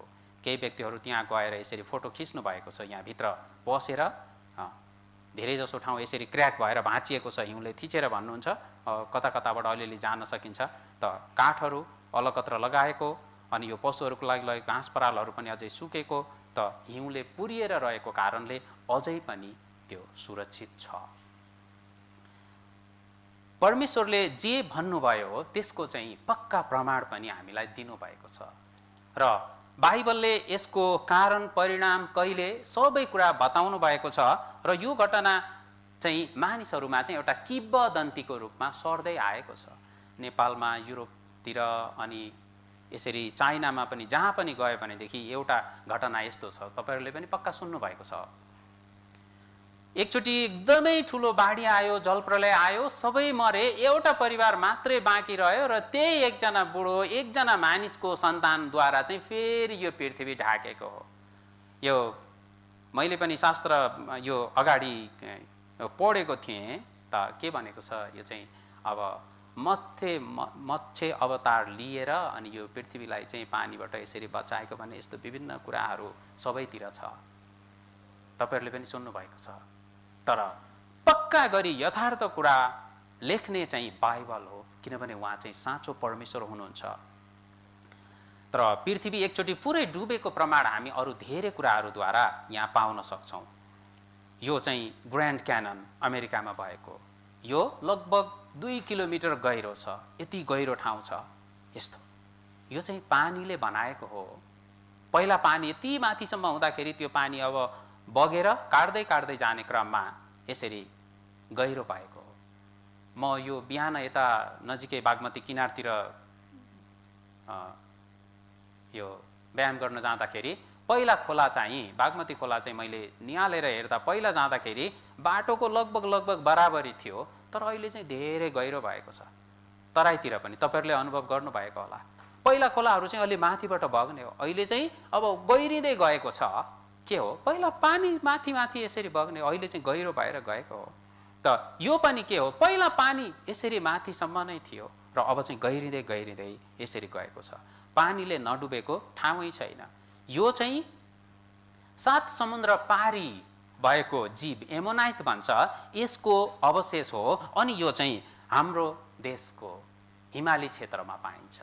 विदेशबाट आउने यो विशेष गरी स्टुडेन्टहरू र यसमा विशेष रुचि राख्ने मानिसहरूको लागि यो साँच्चै रोचक अनि छक्क पार्ने विषय हो। हाम्रो देशमा 7 समुद्र पारी भएको जीव यहाँ आइपुग्यो, कसरी आइपुग्यो, उहाँहरूलाई यो खोजको विषय भएको छ। यो चाहिँ यसरी समुद्रमा बस्ने जीव हो। हिमालय पर्वतमा यो कसरी आइपुग्यो त खोज अनुसन्धानद्वारा, सबै सर्वेक्षणहरूद्वारा के पत्ता लागेको छ त एकचोटि हाम्रो पृथ्वी चाहिँ पुरै जलमग्न भएको थियो र त्यस बेलामा जुनसुकै प्राणीहरू, समुद्री जीवित प्राणीहरू पनि जतासुकै पुगेका छन् र हाम्रै देश सगरमाथा हिमाली क्षेत्रसम्म आइपुगेका छन्। भूगर्भविदहरू के भन्नुहुन्छ, संसारको उच्च शिखर सगरमाथा पनि पानीले डुबेको थियो। यहाँ देख्नुहुन्छ यो येलो बेल्ट भनिन्छ पहेँलो धर्साहरू, त यो सबै पानीले डुबेको धर्सा दागहरू हो। हिउँ पग्लिएको कुनै समयमा यो यसरी देख्न सकिन्छ भने यो पर्वत पनि पानीले डुबेको छ। त सबै यसरी पानीले डुबेको थियो र अहिले उत्तरी र दक्षिणी ध्रुवमा हामी हेर्छौँ भने एकदमै ठुला ठुला हिउँको ढिस्कोहरू, हिउँका पहाडहरू छ, बर्फको पहाडहरू। त पछि परमेश्वरले यो पानीहरूलाई यसरी व्यवस्थित गर्नुभएको छ। उत्तरी ध्रुव र दक्षिणी ध्रुवमा बरफको रूपमा राखेर यो पानीलाई फेरि उहाँले व्यवस्थित गर्नुभयो। हाम्रो सगरमाथा सबभन्दा अग्लो हो, तर योभन्दा गहिरो ठाउँ अझ अरू धेरै छ। यो च्यालेन्जर डिप भनेर यसरी भन्नुहुन्छ, यो एकदमै गहिरो समुद्र सबैभन्दा अहिलेसम्म खोजेको, हुनसक्छ योभन्दा अझै अर्को गहिरो पनि छ होला। हाम्रो सगरमाथा चाहिँ 8848 मिटर यसरी भन्नुहुन्छ, यो चाहिँ 11529 मिटर भन्नुहुन्छ। हाम्रो सगरमाथा चुर्लुममा डुबेर रहने यति गहिरा ठाउँहरू छन्। परमेश्वरले यसरी पानीलाई व्यवस्थित गरेर पछि फेरि यो पृथ्वीलाई जीवन रहन सक्ने जलप्रलय पछाडि बनाउनु भएको छ। बाइबल चाहिँ सत्य छ र ऐतिहासिक छ, अनि यहाँ भएका घटनाहरू तपाईँ हामीलाई एकदमै शिक्षा दिनको लागि, निर्देशन दिनको लागि हुन्। हामीले के बुझ्ने, परमेश्वरले जे भन्नुहुन्छ त्यसमा मानिसले आज्ञाकारिता गर्छ भने निश्चय नै परमेश्वरले आशिष दिन्छ, र जब अनाज्ञाकारी गर्छ भने चाहिँ त्यसको लागि उहाँले पक्का गरी न्याय गर्नुहुन्छ। नोहको समयका मानिसहरूलाई परमेश्वरले न्याय गर्नुभयो। किन न्याय गर्नुभयो? जलप्रलय पठाउनुभयो। किन जलप्रलय पठाउनु परेको थियो? यसको कारण छ। के कारण छ? उत्पत्ति 6:5 अघि हामीले पढ्यौँ, एकचोटि फेरि हामी सँगै पढौँ, सुरु गरौँ। पृथ्वीमा मानिसहरूको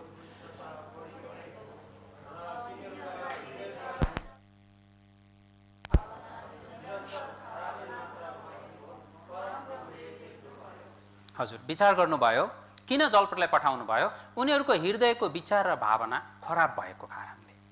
परमेश्वर चाहिँ हृदयको विचार र भावना पनि थाहा पाउनुहुन्छ र त्यसकारण अनाज्ञाकारी गर्दा र आज्ञाकारी गर्दा के हुन्छ यो विषयलाई हामी एकछिन विचार गरौँ।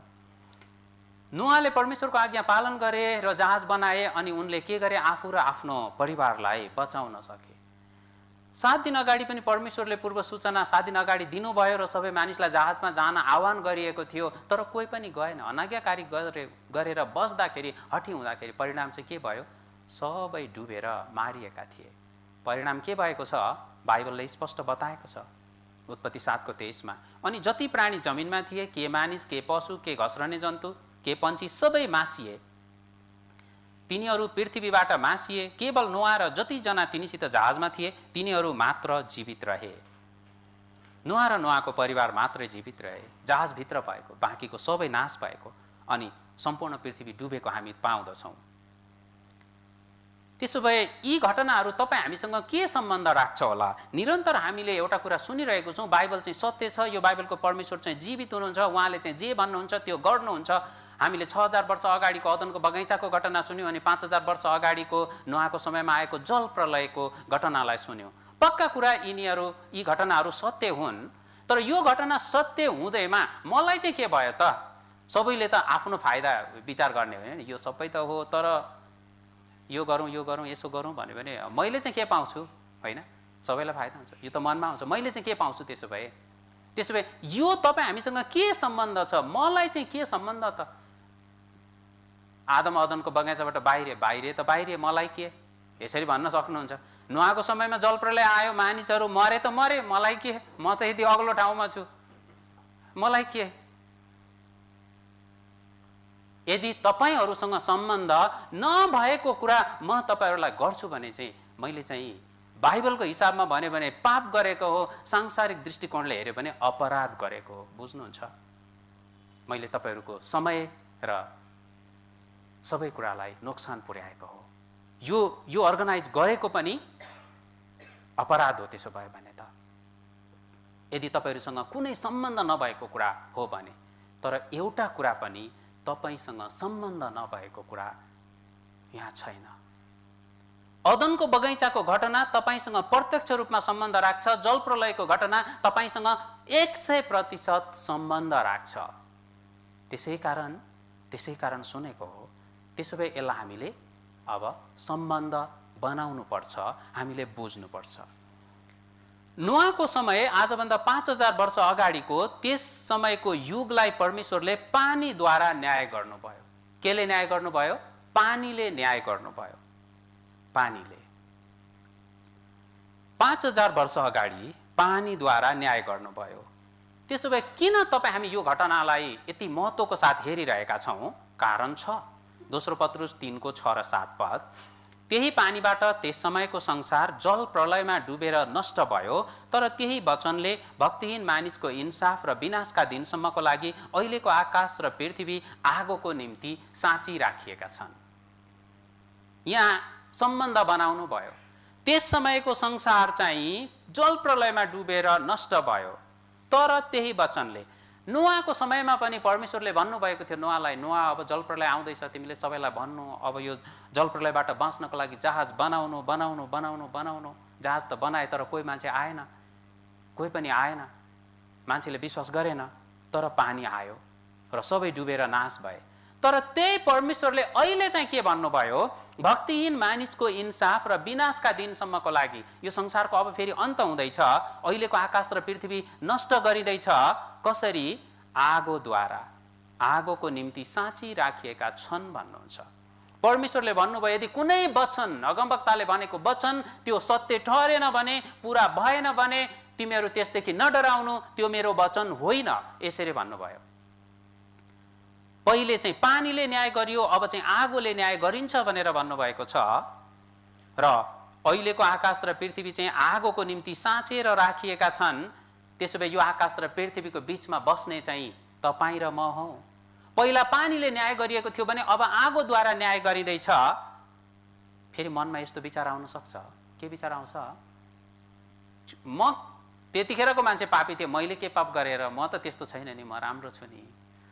धेरैको यो विचार हुन सक्छ, म त त्यस्तो छैन। तपाईहरुले विचार गर्नुभयो नुहाको समयको मानिसहरू किन नाश हुनु पर्यो?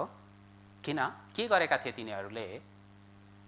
मत्तीको पुस्तक 24 अध्यायमा हेर्यो भने त्यस बेलाका मानिसहरू खाँदै थिए, पिउँदै थिए र बिहाबारी गर्दै थिए। खानु, पिउनु र विवाह गर्नु यो पाप होइन, तर यति मात्रै गरे। समस्या चाहिँ यो हो, यति मात्रै गरे।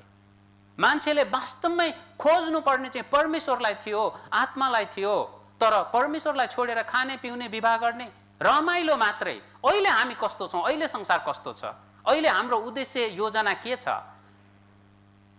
सबभन्दा ठुलो राजा मै हो, म बाहेक अरू केही छैन, मरेर गयो भने सबै सिद्धिन्छ। यही दुईटा विचार लिएर मानिसहरू बाँचिरहेका छन्। नुहाको समय पनि यस्तै थियो। त्यसै कारण पानीले न्याय गरियो र अब उहाँले म आगोले न्याय गर्छु भन्नुभएको छ।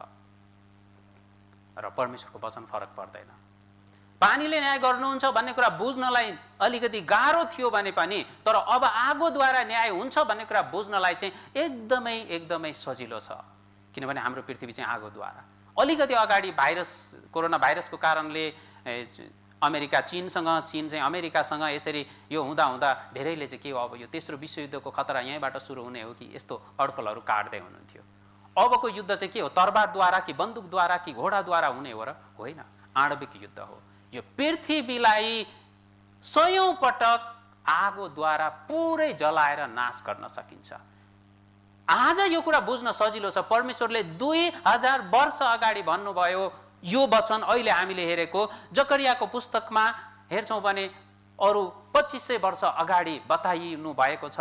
अनि कसरी कसरी नाश हुन्छ यो कुरा पनि बताउनु भएको छ। परमेश्वर सबै कुरा जान्नुहुन्छ। यो संसार कतातिर जान्छ बाइबलमा जसरी लेख्नु भएको छ, जसरी जान्छ भन्नुभएको छ त्यसै गरी जान्छ। भोलि के हुन्छ परमेश्वरले त्यो कुरा पहिले बाइबलमा लेख्नु भएको छ। अबको यो संसार चाहिँ आगोले नष्ट हुनेछ भन्नुभयो र पक्का त्यसरी हुन्छ। त्यसकारण त्यसो भए मानिसले अविश्वास गरेर, मानिसले नपत्याएर परमेश्वरको योजना, यो बाइबलमा लेखिएको कुरालाई परिवर्तन गर्न कि रोक्न कि केही गर्न सकिन्छ होला? विचार गरौँ। नुहाको समयको मानिसहरूले जलप्रलय आउँछ भनेर विश्वास गरे कि अविश्वास गरे? अविश्वास गरे। विश्वास गरेनन्। गरेको भए त निश्चय जाने थियो, अन्तिम समयमा पनि मौका थियो, जाने थियो। विश्वास गरेन। तर तिनीहरूले विश्वास नगरेर के भयो? हामी चाहिँ यो संसारमा छौँ अनि सांसारिक दृष्टिकोणले सोच्दछौँ, विचार गर्छौँ। तर अहिले चाहिँ हामी परमेश्वरको अगाडि छौँ, बाइबललाई अध्ययन गर्दैछौँ। बाइबलीय दृष्टिकोणले, परमेश्वरको दृष्टिकोणले विचार गर्नुपर्छ है, आफ्नो विचारद्वारा हुँदैन। विचार गर्नुहोस्, हाम्रो देशमा के हुन्छ? म अलिकति कुरा बुझ्ने भएको थिएँ, ठुलै हुँदै थिएँ, त्यतिखेर राजतन्त्र अब सिद्धिन लागेको थियो। धेरै जनताहरू बाहिर गएर अब यो चाहिँदैन, अब प्रजातन्त्र चाहिन्छ भने सबैतिर कराए। अनि 46 सालमा त्यो आन्दोलन भयो यताउति। अनि राजाले ठिक छ, अब सबै जनता यसरी चाहन्छन् भने दियौँ, त्यसरी दिए। अहिले नेताहरू पनि के हुने हो? अब कुनै मान्छेलाई मारेर पनि पुरै गाउँको मान्छेलाई चाहिँ मार्नै पर्छ, सबै उफ्रियो। गाउँको मान्छे अब पुलिसले कसलाई पक्रिने हो? है, छोडिदियो। हत्यारा अपराधीहरूलाई पनि जम्मै मान्छे छोड्नै पर्छ नारा लाउँछन्, जुलुस लगाउँछन्। के गर्ने हो? कानुन अनुसार नमिल्ने भए पनि अब सबै त यसै गर्नु भन्छन्, दिइदिउँ, छोडिदियो। होइन र? ठिक कि बेठिक होइन, धेरै मान्छेले के चाहन्छन् त्यो गर्ने चाहिँ मानिसको स्वभाव हो, मानिसको नियम कानुन चाहिँ त्यो हो। सही कि गलत यो होइन। धेरैले के भन्दैछन् त्यो कुरा पत्याएन, कसैले मानेन। त्यसो भए यो खारिज गरौँ किन? संसार चाहिँ बहुमतद्वारा चलाएको हो मान्छेले, तर परमेश्वरले चाहिँ उहाँको योजना अनुसार चलाउनुहुन्छ। परमेश्वरले म जलप्रलय पठाउँछु भन्नुभयो, घोषणा गर्नुभयो पक्का गरी, तर विश्वास गर्ने थिएन, पत्याउने थिएन, त्योबाट बाँच्न चाहने कोही थिएन। उहाँको सृष्टि उहाँले बनाउनु भएको, तर उहाँले परिवर्तन गर्नुभयो। नुहा बाहेक अरू कोही त आउँदैन, भयो छोडौँ, परिवर्तन गरौँ। यसरी परिवर्तन भएन। उहाँले ठहराएको समयमा पक्का गरी उहाँले न्याय गर्नुभयो। तपाईहरु बुझ्दै हुनुहुन्छ? उहाँले ठहराएको समयमा न्याय गर्नुभयो। त परमेश्वर त्यसो भए यति क्रूर कि यति कठोर हुनुहुन्छ के विचार गर्नुहुन्छ? यो त अन्याय भएन? यति धेरै मान्छेलाई सबै नाश गरेको। यसरी विचार गर्न सक्नुहुन्छ, तर गलत बुझेर मात्रै। ठिकसँग बुझ्नुभयो भने तपाईले यसरी भन्न सक्नुहुन्न र हामी यो गलतबाट बाहिर निस्किनु पर्छ। मैले अक्सर सोध्ने गर्छु, त परमेश्वर नोआको समयको मानिसहरूलाई नाश गर्न चाहनुहुन्थ्यो कि चाहनुहुन्न थियो त? चाहनुहुन्थ्यो कि चाहनुहुन्न थियो? चाहनुहुन्न थियो। नचाहेको भए त्यो सबै डुब्ने गरी पानी चाहिँ किन पठाएको त? नचाहेको भए पानी नपठाउनु पर्थ्यो, त्यसो भए त सबै बाँच्ने थियो, होइन र? हुन्छ त ठिक कुरा, उहाँ चाहनुहुन्न थियो। त्यसो भए पानी किन पठाउनु भयो? विचार गरौँ। परमेश्वरले तिनीहरूलाई नाश गर्न चाहनु भएको थियो भने पहिलो कुरा चाहिँ म नाश गर्दैछु भनेर भन्नु नै हुने थिएन, पहिलो कुरा। दोस्रो कुरा, त्यो जल प्रलयबाट बाँच्ने बाटो र उपाय नोआलाई सिकाउनु हुने थिएन, बताउनु हुने थिएन, कसरी कसरी कसरी जहाज बनाउने। अर्को कुरा, बनाइन्जेलसम्म कति सय वर्षसम्म पर्खिनु भयो? पुरा 100 पर्खिएको हो, 100 वर्षसम्म, 100 वर्षसम्म धैर्य गर्नुभयो, पर्खिनु भयो। त्यति मात्रै होइन, त्यस पछाडि अर्को कति इच्छा छ परमेश्वरलाई सबैजना बाँचेको, एकजना पनि नाश नभएको। 7 दिनभन्दा अगाडि आएर पूर्व सूचना दिनुभयो, अब 7 दिनपछि पानी आउँदैछ। नोआ र नोआको परिवारलाई बचाउने हो भने त 7 घण्टा पनि चाहिँदैन, तर पुरै हप्ता अगाडि उहाँले जानकारी दिनुभयो। त्यति बेलाको पृथ्वी एकै ठाउँमा हो, अहिले जस्तो 7 समुद्र टाढा छैन। हिँड्यो भने सबैजना आउन पुग्ने समय हो, तर 7 दिन बित्दा पनि कोही आयो? आएन। तिनीहरू नाश भए आफ्नै मूर्खता र घमण्डले, आफ्नै अनाज्ञाकारीले हो। यसो विचार गर्दा ती मानिसहरूले गलत गरे जस्तो लाग्छ कि लाग्दैन तपाईहरूलाई? गलत गरेको हो कि होइन? यदि मौका दिँदा त जानुपर्ने हो नि, होइन? होइन, जानुपर्ने हो। तर मान्छेले अरूलाई मात्रै गलत देखाउँछ। अब परमेश्वरले म आगोद्वारा न्याय गर्छु भन्नुभएको छ, त्यसो भए पक्का गर्नुहुन्छ। त्यही परमेश्वरको त्यही वचनले त्यसो भए यो सत्यतालाई बुझेर हामी चाहिँ यो आगोको इन्साफबाट त्यसो भए म चाहिँ कसरी बाँच्ने, यो कुरा चाहिँ हामीले विचार गर्नुपर्छ। के कुरा विचार गर्ने हो? म चाहिँ आगोको इन्साफबाट कसरी बाँच्ने, यो कुरा हामीले विचार गर्नुपर्छ। म कसरी बाँच्ने हो, निश्चय नै हामीले विचार गर्नुपर्छ। र परमेश्वरले पानीले न्याय गर्नुभयो र अब आगोले न्याय गर्छु भन्नुहुन्छ। हामी त्यही परमेश्वरले सृष्टि गर्नुभएको पृथ्वीमा छौँ र अब यो चाहिँ आगोले नाश हुँदैछ र भ्रममा हामी रहनु हुँदैन। मैले के गल्ती गरेको छु र यो कुरा होइन। परमेश्वरले हृदय हेर्नुहुन्छ र अलिकति पनि खराब विचार पनि देख्नुहुन्छ भने त्यसलाई निश्चय नै न्याय गर्नुहुन्छ। तर न्याय गर्नुभन्दा अगाडि उहाँ सधैँभरि बाँच्ने मौका दिनुहुन्छ, सधैँभरि बाँच्ने मौका दिनुहुन्छ। तपाईँ हामीले मौका पाएका छौँ, यो कति राम्रो कुरा हो। तर यो मौकालाई नोआको समयको मानिसहरूले जस्तै गुमाउन पुग्छौँ भने, व्यवस्था गर्छौँ भने अन्तिमसम्म परमेश्वरले पर्खिनुहुन्छ। तर अन्तिमसम्म पर्खिँदा पनि नफर्किने व्यक्ति चाहिँ पक्का गरी नाश हुनेछ। हामी चाहिँ नाश हुनको लागि होइन, साँच्चै नै फर्किएर यो आगोको न्यायबाट बचाइनको लागि हो। हामी बचाइनुपर्छ। परमेश्वरले आगोद्वारा न्याय हुन्छ भन्ने कुरा बुझाउनु भएको छ, पहिले नै पनि यो कुरा बताइदिनु भयो। उहाँ चाहिँ सबै गर्न सक्नुहुन्छ। पूर्व दृश्य स्वरूप के भएको छ, एकचोटि यो सदोम र गमोरा भन्ने ठाउँमा माथि आकाशबाट आगो र गन्धक वर्षाउनु भयो र आगो र गन्धक वर्षाएर त्यसका त्यहाँको पुरै यो ठुला ठुला 2वटा यो सहरहरू नाश भएका छन्। बाइबलमा यसरी भन्नुभयो। त भूगर्भविदहरूले यो अनुसन्धान गर्ने व्यक्तिहरूले खोज अनुसन्धान गरेर उहाँहरू छक्क पर्नुभयो। प्राकृतिक रूपमा हाम्रो पृथ्वीमा यो गन्धक, सल्फर, बर्निङ स्टोन, लाइम भनेर यसरी भन्नुहुन्छ, त यो चाहिँ 1% पनि पाइँदैन शुद्ध रूपमा मिसावट भएर यसरी पाइन्छ, तर शुद्ध रूपमा यो छैन। तर यो सदोम र गमोरा भन्ने सहर जुन पुरै खरानीले ढाकिएको छ, त्यहाँ गएर हेर्दाखेरि चाहिँ एकदमै 100% शुद्ध सल्फर पाइएको छ, गन्धक। अलिकति हेरौँ भने यहाँ यो खोज्दै हुन्छ, यो सदोम र यो ठाउँमा परमेश्वरले किन आगो र गन्धक बर्साएर नाश गर्नुभयो हो? सबैभन्दा पापले एकदमै भरिएका थिए भनिएको छ। पुरुष पुरुष र स्त्री स्त्री बीच नै विवाह गर्दथे। यो त दुष्टता बढी भएको कारण उहाँले यो ठाउँलाई पनि आगो र गन्धक बर्साएर नाश गर्नुभएको थियो।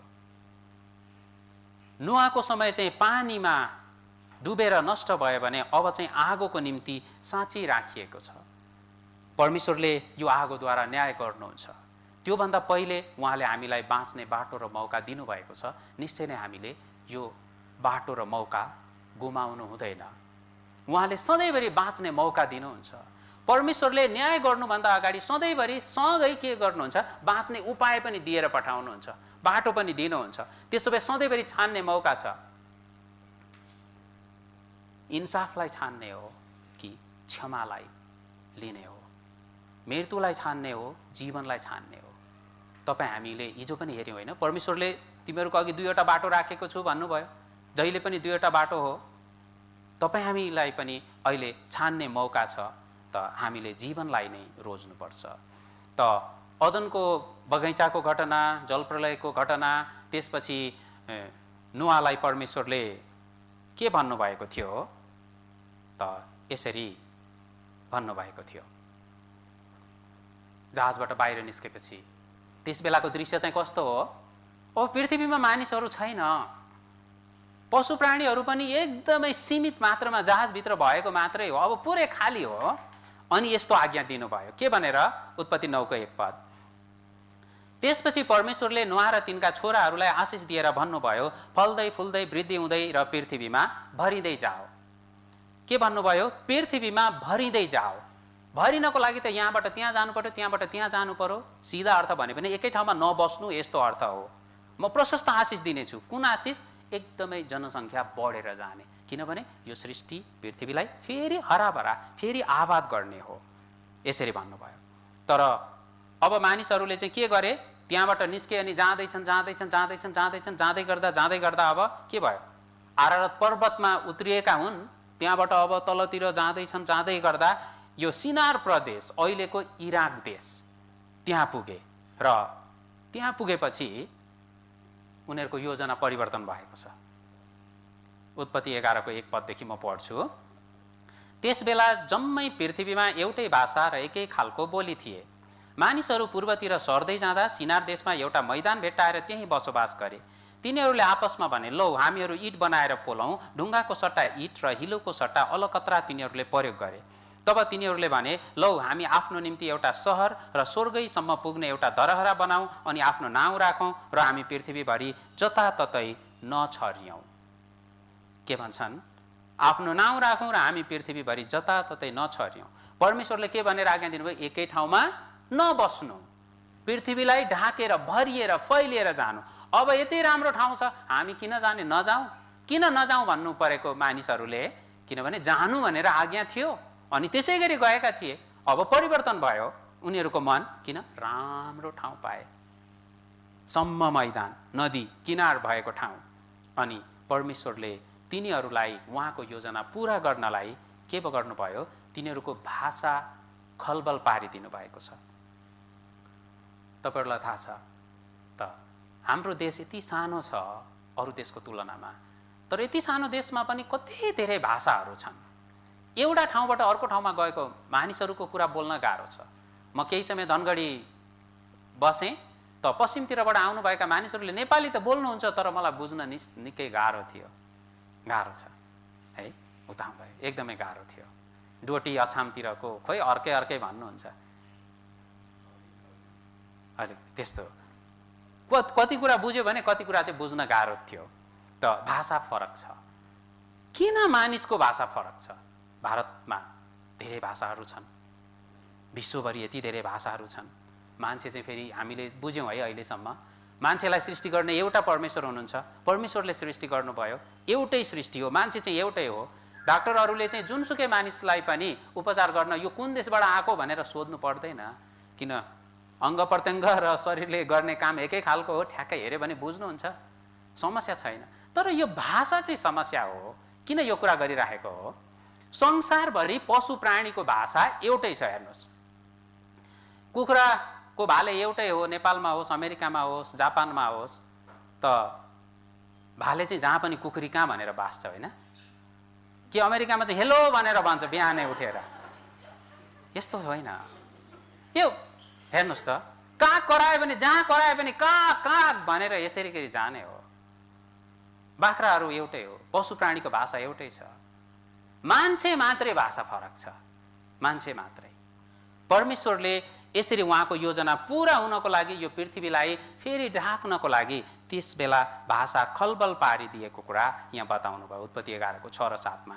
अनि परमप्रभुले भन्नुभयो, यदि एउटै भाषा बोल्ने एउटै जातिको स्थानमा अहिले यिनीहरूले यो गरे भने अब तिनीहरूले योजना गरेको कुनै पनि कुरा असम्भव हुने छैन।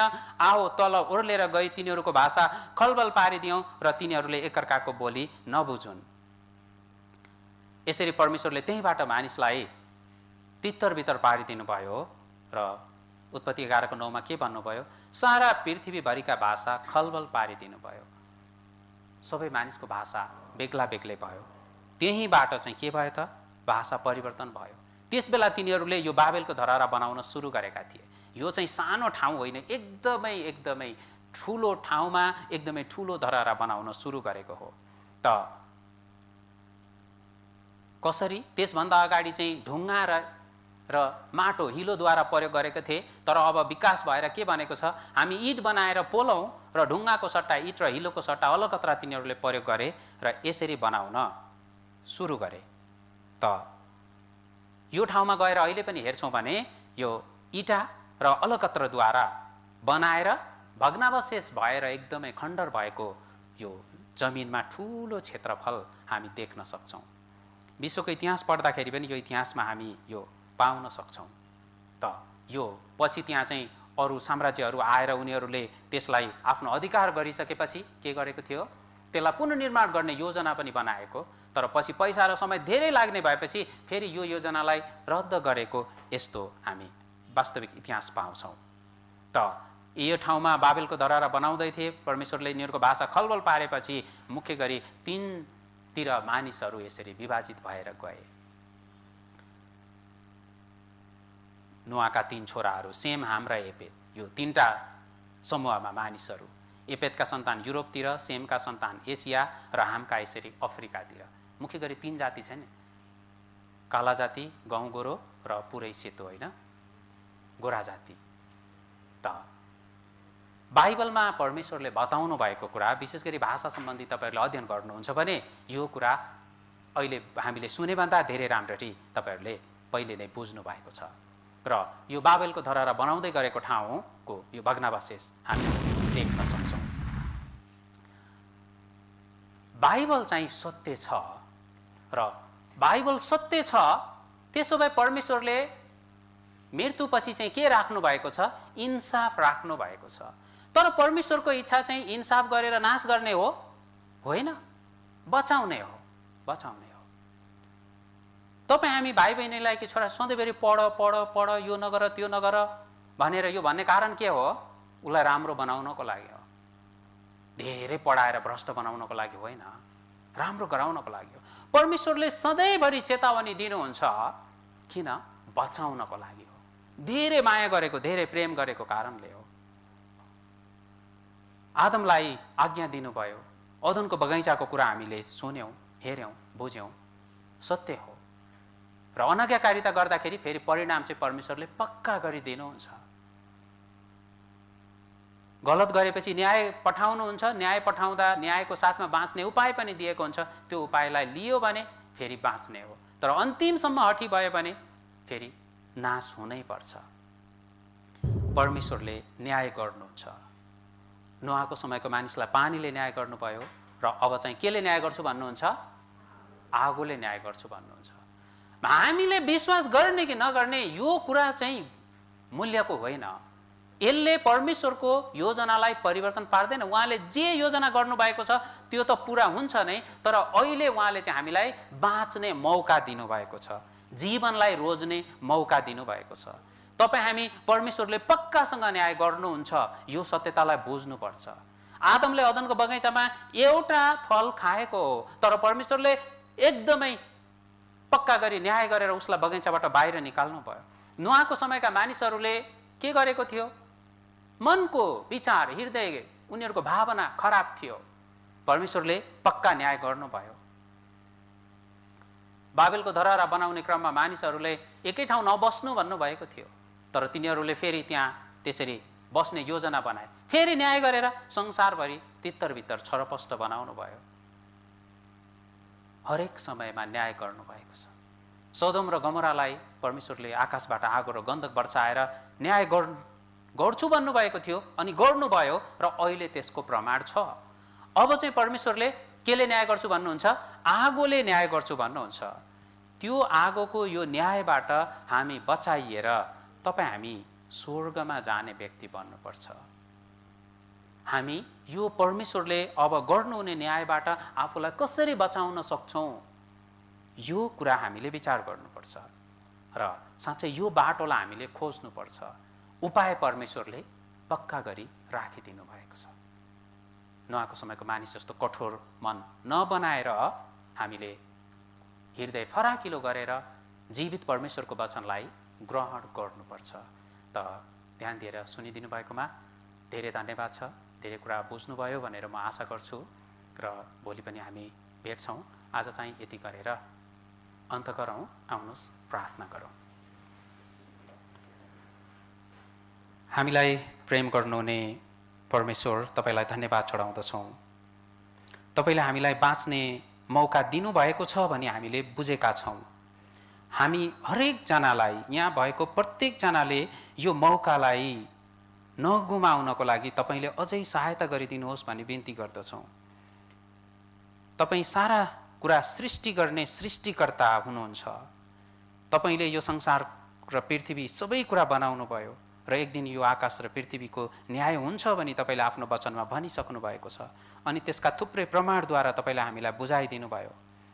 अबको न्याय आगोद्वारा गर्दै हुनुहुन्छ भनेर हामीले बुझेका छौँ। हामी सबैजना नै त्यो न्यायबाट बाँच्न सकौँ। हामीलाई बाँच्ने बाटो र उपाय तपाईँको वचनद्वारा खोज्न र बुझ्नलाई सहायता गरिदिनुहोस्। आजसम्म हिजो र आज आउनुभएको प्रियहरूलाई भोलि पनि आउन सक्नको लागि हामी सबैलाई नै ठिक समयमा डोर्याइदिनुहोस् र यहाँ भएको एकजना पनि नाश भएर जाने होइन, तर तपाईँले दिनुभएको त्यो अति नै ठुलो महान प्रेमलाई प्राप्त गरेर अनन्तको स्वर्ग राज्यमा जान सक्ने व्यक्ति बनाइदिनुहोस्। सबै कुरा तपाईँको चरणमा राखी धन्यवाद चढाउँदै यो प्रार्थना गर्दछौँ, येशू प्रभुको नाउँमा, आमेन।